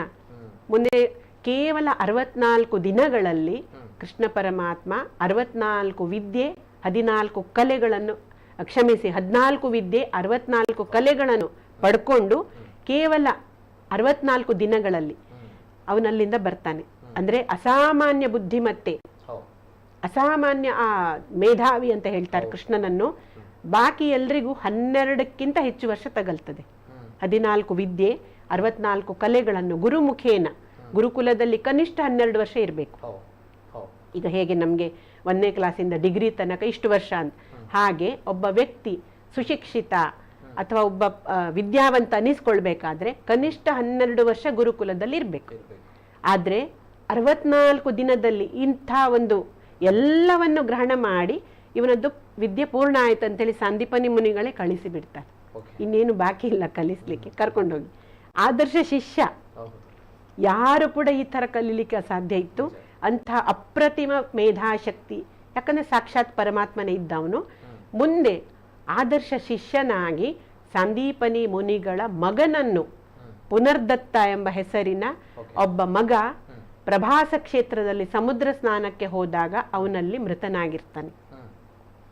ಆಗ ಈಗ ಗುರುದಕ್ಷಿಣೆ ಕೊಡುವ ಸಂದರ್ಭದಲ್ಲಿ ಸಂದೀಪನಿ ಮುನಿಯ ಪತ್ನಿ ಗುರುಮಾತೆ ಕೃಷ್ಣನ ಹತ್ರ ಹೇಳ್ತಾಳೆ, ನೀನು ಭಗವಂತ ಅಂತ ನನಗೆ ಗೊತ್ತಿದೆ, ನನ್ನ ಮಗ ಒಬ್ಬನೇ ಮಗನನ್ನು ನಾವು ಕಳ್ಕೊಂಡಿದ್ದೆವು, ನೀನು ಗುರು ಕಾಣಿಕೆ ಗುರುದಕ್ಷಿಣೆ ಕೊಡ್ತಿ ಅಂತಾದರೆ ನನ್ನ ಮಗನನ್ನು ಹಿಂದೆ ಕರ್ಕೊಂಡು ಬಾ ಅಂತ. ಒಂದು ಶಾಸ್ತ್ರದ ಪ್ರಕಾರ ಅವನು ಮೃತನಾಗಿದ್ದ ಅಂತ ಹೇಳ್ತಾರೆ. ಇನ್ನೊಂದರ ಪ್ರಕಾರ ಪ್ರಭಾಸ ಕ್ಷೇತ್ರ ಅಂದರೆ ಗುಜರಾತ್, ಅಲ್ಲಿ ಒಂದು ಯಾವುದೋ ಧಾರ್ಮಿಕ ಕಾರ್ಯಕ್ಕೆ ಹೋದ ಸಂದರ್ಭದಲ್ಲಿ ಸಮುದ್ರ ಸ್ನಾನ ಮಾಡುವಾಗ ಆ ಹುಡುಗ ಮಾಯವಾಗಿರ್ತಾನೆ. ವಾಸ್ತವದಲ್ಲಿ ಅವನು ಮೃತನಾಗೇ ಇರ್ತಾನೆ. ಈ ಒಂದು ಗುರುದಕ್ಷಿಣೆ ಇದು ಮಾಡ್ಲಿಕ್ಕೋಸ್ಕರ ವಚನ ಕೊಟ್ಟಿರ್ತಾನಲ್ಲ, ಗುರುದಕ್ಷಿಣೆ ನೀವೇನು ಬೇಕದನ್ನು ನಾನು ಕೊಡ್ತೇನೆ ಅಂತ ಹೇಳಿರ್ತಾನೆ. ಮಾತೆಯಾಗಿ ಅವಳು ಕೇಳಿರ್ತಾಳೆ, ಯಾವಾಗಲೂ ಭಗವಂತನ ವಿಶೇಷ ಕೃಪೆ ಮಾತೆಯರ ಮೇಲೆ ಮತ್ತು ಸ್ತ್ರೀಯರ ಮೇಲೆ ಅಂತ ಹೇಳಲಾಗಿ, ಅದರಲ್ಲೂ ಕೃಷ್ಣನ ಅವತಾರದಲ್ಲಿ. ಹಾಗಾಗಿ ಆ ಗುರುಮಾತೆಯ ಇಚ್ಛೆ ಪೂರ್ಣ ಮಾಡಲಿಕ್ಕೆ ಭಗವಂತ ಯಮನ ಹತ್ತಿರ ಹೋಗಿ, ಯಮಲೋಕಕ್ಕೆ ಹೋಗಿ ಪುನರ್ದತ್ತನನ್ನು ಹಿಂದೆ ಕರ್ಕೊಂಡು ಬರ್ತಾನೆ. ಆ ಮಗನನ್ನು ವಾಪಸ್ ಕೊಡ್ತಾನೆ ಗುರುದಕ್ಷಿಣೆಯಾಗಿ. ಹೀಗೆ ಆದರ್ಶ ಶಿಷ್ಯ. ಮುಂದೆ ಆದರ್ಶ ಸಖ, ನಾವು ಕೇಳ್ತೇವೆ, ಪಾಂಡವರ ಸಖನಾಗ್ತಾನೆ, ಅರ್ಜುನನ ಸಖನಾಗ್ತಾನೆ. ಮುಂದೆ ಆದರ್ಶ ಗುರು, ಇವತ್ತು ಕೃಷ್ಣನನ್ನು ಮಾತ್ರ ಜಗದ್ಗುರು ಅಂತ ಹೇಳ್ತೇವೆ. ಕೃಷ್ಣಂ ವಂದೇ ಜಗದ್ಗುರುಂ. ಇಡೀ ಮನುಕುಲಕ್ಕೆ ಏನು ಜ್ಞಾನ ಬೇಕು ಅಂತಹ ಸರ್ವ ಉಪನಿಷತ್ ವೇದದ ಸಾರವಾಗಿರುವಂತಹ ಭಗವದ್ಗೀತೆ ಉಪದೇಶ ಮಾಡಿ, ಇವತ್ತು ಮಾತ್ರ ಅಲ್ಲ ಮುಂದೆ ಮನುಕುಲ ಸದಾಕಾಲ ಭಗವಂತನಿಗೆ ಆ ಕೃಷ್ಣ ಅವತಾರಕ್ಕೆ ಋಣಿಯ ಆಗಬೇಕು ಅಂತಹ ಪರಮೋಚ್ಚ ಜ್ಞಾನವನ್ನು ಮನುಕುಲಕ್ಕೆ ಕೊಟ್ಟು ಜಗದ್ಗುರು, ಆದರ್ಶ ಗುರು ಅಂತ ನಾವು ಹೇಳ್ಬೋದು. ಇಂತಹ ಅಸಂಖ್ಯಾತ ಗುಣಗಳು ಭಗವಂತನಲ್ಲಿವೆ, ಅದೆಲ್ಲವನ್ನ ಲೀಲೆಯ ಒಂದು ಭಾಗ. ಹಾಗಾಗಿ ಅವಶ್ಯಕತೆ ಇದ್ದಷ್ಟನ್ನು ನಾವು ಗ್ರಹಣ ಮಾಡಿ ನಮ್ಮ ಜೀವನದಲ್ಲಿ ಕೂಡ ಅವನ ಒಂದು ಕೃಪೆಗೆ ಪಾತ್ರರಾಗಲಿಕ್ಕೆ ನಾವು ಪ್ರಯತ್ನ ಮಾಡಬೇಕು. ಜೊತೆಗೆ ಬಹಳಷ್ಟು ವಿಚಾರಗಳಿವೆ ಶ್ರೀಕೃಷ್ಣ ಪರಮಾತ್ಮನ ಬಗ್ಗೆ. ತಾವು ಹೇಳಿದಾಗ ವೆರಿ ಇಂಟ್ರೆಸ್ಟಿಂಗ್ ಆಗಿರುವಂತಹ, ಕುತೂಹಲ ಭರಿತವಾಗಿರುವಂತಹ, ಸ್ವಾರಸ್ಯಕರವಾಗಿರುವಂತಹ ಕಥೆಗಳು. ಇವೆಲ್ಲದರ ನಡುವೆ ಕೆಲವು ವಿಚಾರಗಳು ಕೂಡ, ಸಮಯದ ಅಭಾವ ಕೂಡ ತುಂಬಾನಿದೆ. ಹಾಗಿದ್ದಾಗ ನಾನು ಕೆಲವು ವಿಚಾರಗಳನ್ನ ಕೇಳ್ತಾ ಹೋಗ್ತೀನಿ ಮೇಡಮ್. ಇನ್ನೊಂದು ಕಡೆ ಶ್ರೀಕೃಷ್ಣ ಪರಮಾತ್ಮನ ವಿಚಾರಕ್ಕೆ ಬಹಳಷ್ಟು ಚರ್ಚೆ ಆಗ್ತಾ ಇರುವಂತದ್ದು ಒಂದು 16,000 ಕನ್ಯೆಯರನ್ನ ಮದುವೆ ಆಗಿದ್ದ ಅನ್ನುವಂತಹ ವಿಚಾರ. ಯಾಕಂದ್ರೆ ಈಗಿನ ಕಾಲಘಟ್ಟದಲ್ಲಿ ಒಂದು ಮದುವೆ ಆದ್ರೆ ಬದುಕಲಿಕ್ಕೆ ಕಷ್ಟ ಇದೆ, ಮ್ಯಾನೇಜ್ ಮಾಡ್ಲಿಕ್ಕೆ ಕಷ್ಟ ಇದೆ. 16,000 ಅಂತ ಬಂದಾಗ ನಾವು ಶ್ರೀಕೃಷ್ಣ ಪರಮಾತ್ಮನ ಎಕ್ಸಾಂಪಲ್ ಆಗಿ ತೆಗೆದುಕೊಳ್ಳೋದು ಒಂದು ಸಣ್ಣ ಒಂದು ವ್ಯಂಗ್ಯವೋ ಅಥವಾ ವಾಡಿಕೆ ಏನು ವಿಚಾರಗಳು. ಏನು ಆಕ್ಚುಲಿ ಈ ಒಂದು ವಿಚಾರ ಮೇಡಮ್? ವಾಸ್ತವದಲ್ಲಿ 16,000 ಸ್ತ್ರೀಯರನ್ನು ಭಗವಂತ ಮದುವೆ ಆಗಿದ್ದು ಹೌದು. ಯಾಕಂದ್ರೆ ನರಕಾಸುರ ಎಂಬ ಒಬ್ಬ ಅಸುರ ಪ್ರಾಗ್ಜ್ಯೋತಿಷಪುರ ಅಲ್ಲಿ ಅವನು ವಾಸವಾಗಿರ್ತಾನೆ. ಅದು ಅವನು ಭೂಮಿಯಿಂದಲೇ ಹುಟ್ಟಿದ್ದು ಅಂತ ಹೇಳ್ತಾರೆ, ಭೌಮಾಸುರ ಅಂತ ಹೇಳುದು. ನರಕಾಸುರ ಅಂತ ಯಾಕೆ ಹೆಸರು ಬಂತಂದ್ರೆ ಇಡೀ ಭೂಮಿಯನ್ನು ಅವನು ನರಕ ಮಾಡಿಬಿಟ್ಟಿದ್ದ. ಯಾಕಂದ್ರೆ ಅವನು ಮಾಡ್ತಾ ಇದ್ದಂತಹ ಒಂದು ಅನುಷ್ಠಾನಕ್ಕೋಸ್ಕರ ಅನೇಕ ಮಂದಿ ರಾಜರನ್ನು ಬಲಿ ಕೊಟ್ಟು ಅವರ ಕನ್ಯೆಯರನ್ನು ಅವರೆಲ್ಲರನ್ನು ಅವನು ತಂದು ಅಲ್ಲಿ ಪ್ರಾಗ್ಜ್ಯೋತಿಷಪುರದಲ್ಲಿ ಇಟ್ಕೊಂಡಿರ್ತಾನೆ. ಈ ನರಕಾಸುರನ ಉಪಟಳ ತಾಳಲಾಗದೆ ಭಗವಂತನಿಗೆ ಇದರ ಬಗ್ಗೆ ಬಹಳಷ್ಟು ಜನರು ವಿನಂತಿ ಮಾಡ್ತಾರೆ. ಆ ನರಕಾಸುರನನ್ನು ಭಗವಂತ ನೀನು ಹೋಗಿ ಬೇಗ ನಾಶ ಮಾಡಬೇಕು ಅಂತ ಹೇಳಿ. ದೀಪಾವಳಿ ಸಂದರ್ಭದಲ್ಲಿ ನಾವು ನರಕ ಚತುರ್ದಶಿ ಅಂತ ಏನು ಆಚರಣೆ ಮಾಡ್ತೇವೆ, ಇದು ನರಕಾಸುರನನ್ನು ಕೊಂದ ದಿನ ಆಗಿತ್ತು. ಅಂದ್ರೆ ಅವನು ಒಂದು ವರ ಪಡ್ಕೊಂಡಿರ್ತಾನೆ, ಏನಂದ್ರೆ ನನ್ನ ತಂದೆ ತಾಯಿ ಒಟ್ಟಿಗೆ ಬಂದ್ರೆ ಮಾತ್ರ ನನ್ನ ವಧೆ ಆಗ್ಬೇಕು ಅಂತ. ಅವನು ಹುಟ್ಟಿದ ಸಂದರ್ಭದಲ್ಲಿ ಭೂಮಿಯಿಂದಲೇ ಆ ಮಗು ಸಿಕ್ಕಿದ್ದು. ಭೂಮಿ ಅಂದ್ರೆ ವಿಷ್ಣುವಿನ ಪತ್ನಿ ಅಂತ ಹೇಳ್ತೇವೆ ನಾವು, ಭೂದೇವಿ ಶ್ರೀದೇವಿ. ಭೂಮಿ ಅಂದ್ರೆ ವಿಷ್ಣುವಿನ ಪತ್ನಿ, ತಂದೆ ಅಂದ್ರೆ ವಿಷ್ಣುವೇ ಆಗಬೇಕು. ಹಾಗಾಗಿ ಭೂಮಿ ಮತ್ತು ಭೂದೇವಿ ಮತ್ತು ಭಗವಂತ ಒಟ್ಟಿಗೆ ಬರುವ ಪ್ರಶ್ನೆಯೇ ಇಲ್ಲ. ಹಾಗಾಗಿ ಅವನು ಅಮರನಾಗಿದ್ದೇನೆ ಎಂಬ ಭ್ರಮೆಯಲ್ಲಿ ಅಧರ್ಮದ ಒಂದು ಪರಾಕಾಷ್ಠೆಗೆ ತಲುಪಿರ್ತಾನೆ. ನಾನು ಏನ್ ಮಾಡಿದ್ರು ನನ್ನನ್ನು ಯಾರು ಕೊಲ್ಲಿಕ್ಕಾಗುದಿಲ್ಲ, ಯಾಕಂದ್ರೆ ಅದು ವರದಾನ. ಯಾವ ದೇವತೆಯಿಂದಲೂ ಅವನನ್ನು ಕೊಲ್ಲಿಕ್ಕಾಗ್ತಿರ್ಲಿಲ್ಲ. ಕೃಷ್ಣಾವತಾರ ತಾಳಿದಾಗ ಕೃಷ್ಣನ ಜೊತೆಗೆ ಅನ್ಯ ದೇವತೆಗಳು ಕೂಡ ಯಾವಾಗ್ಲೂ ಜನ್ಮಕ್ಕೆ ಬರ್ತಾರೆ. ಲಕ್ಷ್ಮೀ ದೇವಿ ರುಕ್ಮಿಣಿಯಾಗಿ ಬರ್ತಾರೆ, ಭೂದೇವಿ ಸತ್ಯಭಾಮೆಯಾಗಿ ಬರ್ತಾಳೆ. ಆ ಸತ್ಯಭಾಮೆ ಅಂದ್ರೆ ಭೂಮಿಯ ಅಂಶಾವತಾರ. ಹಾಗಾಗಿ ಭಗವಂತ ಏನ್ ಮಾಡ್ತಾನೆ, ತಂದೆ ತಾಯಿ ಒಟ್ಟಿಗೆ ಬರ್ಬೇಕಂತ ವರದಾನ ಅಲ್ವಾ. ಕೃಷ್ಣ ಸತ್ಯಭಾಮೆಯನ್ನು ಕರ್ಕೊಂಡು ಗರುಡ ಸವಾರನಾಗಿ ಹೋಗ್ತಾನೆ ನರಕಾಸುರನನ್ನು ಕೊಲ್ಲಿಕ್ಕೆ. ಅಲ್ಲಿ ಪಂಚಮಹಾಭೂತಗಳ ಕೋಟೆ ಕಟ್ಟಿ ಅದರ ಒಳಗೆ ವಾಸ ಮಾಡ್ತಾ ಇರ್ತಾನೆ. ಕೇವಲ ಕೃಷ್ಣನ ಸುದರ್ಶನದಿಂದ ಮಾತ್ರ ಅದನ್ನು ನಷ್ಟ ಮಾಡ್ಲಿಕ್ಕೆ ಸಾಧ್ಯ. ಮತ್ತೆ ಯಾವುದೇ ಆಯುಧ, ಯಾವುದೇ ದೇವತಾ ಶಕ್ತಿಗಳಿಗೆ ಅಸಾಧ್ಯವಿತ್ತು. ಅಲ್ಲಿ ಹೋಗಿ ನರಕಾಸುರನನ್ನು ವಧಿಸಿ ಬಂಧನದಿಂದ 16,000 ಕನ್ಯೆಯರನ್ನು ಬಿಡಿಸ್ತಾನೆ ಭಗವಂತ. ಆದ್ರೆ ಅವರಿಗೆ ಮುಂದೆ ಎಲ್ಲಿ ಹೋಗ್ಬೇಕು, ಅವರಿಗೆ ಸಂಬಂಧಪಟ್ಟ ಎಲ್ಲರನ್ನೂ ನಾಶ ಮಾಡಿದ್ದಾನೆ. ಅವರ ಪತಿ, ಅವರ ತಂದೆ, ಕೆಲವರು ವಿವಾಹಿತರು ಕೂಡ ಇದ್ರು ಅಂತ ಹೇಳಲಾಗ್ತದೆ. ಆ 16,000 ಸ್ತ್ರೀಯರನ್ನು ಬಿಡಿಸಿದ ನಂತರ ಅವರು ಆತ್ಮಹತ್ಯೆ ಮಾಡಿಕೊಳ್ಳಿಕ್ಕೆ ಹೊರಟರು. ಅವರಿಗೆ ಜೀವನ ಇಲ್ಲ, ಮುಂದೆ ನಮ್ಗೆ ಹೋಗ್ಲಿಕ್ಕೆ ಸ್ಥಾನ ಇಲ್ಲ. ಸಮಾಜದಲ್ಲಿ ಇವತ್ತು ಅವತ್ತು ಸೇಮ್ ಇತ್ತು. ಪರಪುರುಷನಿಂದ ಅಪಹರಿಸಲ್ಪಟ್ಟಂತಹ ಸ್ತ್ರೀಯನ್ನು ಇವತ್ತು ಹೇಗೆ ಪುರುಷರು ಕೂಡ ಅದರ ಬಗ್ಗೆ ಮುಂದೆ ಬರುವುದಿಲ್ಲ, ನಾವು ನೋಡ್ತೇವೆ. ಅಂತ ಸಂದರ್ಭದಲ್ಲಿ ಆ 16,000 ಕನ್ಯೆಯರನ್ನು ಹಾಗೆ ಬಿಟ್ರೆ ಅದರಿಂದ ಸಮಾಜದಲ್ಲಿ ಏನೆಲ್ಲ ವಿಪತ್ತುಗಳು ಬರ್ಬೋದು, ಅವರ ಮೇಲೆ ಏನೆಲ್ಲ ಆಗ್ಬಹುದು, ಇದನ್ನು ಕಲ್ಪಿಸಿ ಭಗವಂತ ಅವರಿಗೆ ವಚನ ಕೊಡ್ತಾನೆ. ನಿಮ್ಮೆಲ್ಲರನ್ನು ನಾನು ವಿವಾಹವಾಗ್ತೇನೆ, ನಿಮ್ಮೆಲ್ಲರಿಗೂ ಯೋಗ್ಯವಾದಂತಹ ಎಲ್ಲವನ್ನು ಕಲ್ಪಿಸಿಕೊಡ್ತೇನೆ ಅಂತ. ಯಾದವರ ಹತ್ರ ಬಂದು ಇದನ್ನು ಹೇಳುವಾಗ ಬಲರಾಮ ಸಹಿತ ಎಲ್ಲ ಯವವೀರರು ಇದನ್ನು ವಿರೋಧ ಮಾಡ್ತಾರೆ.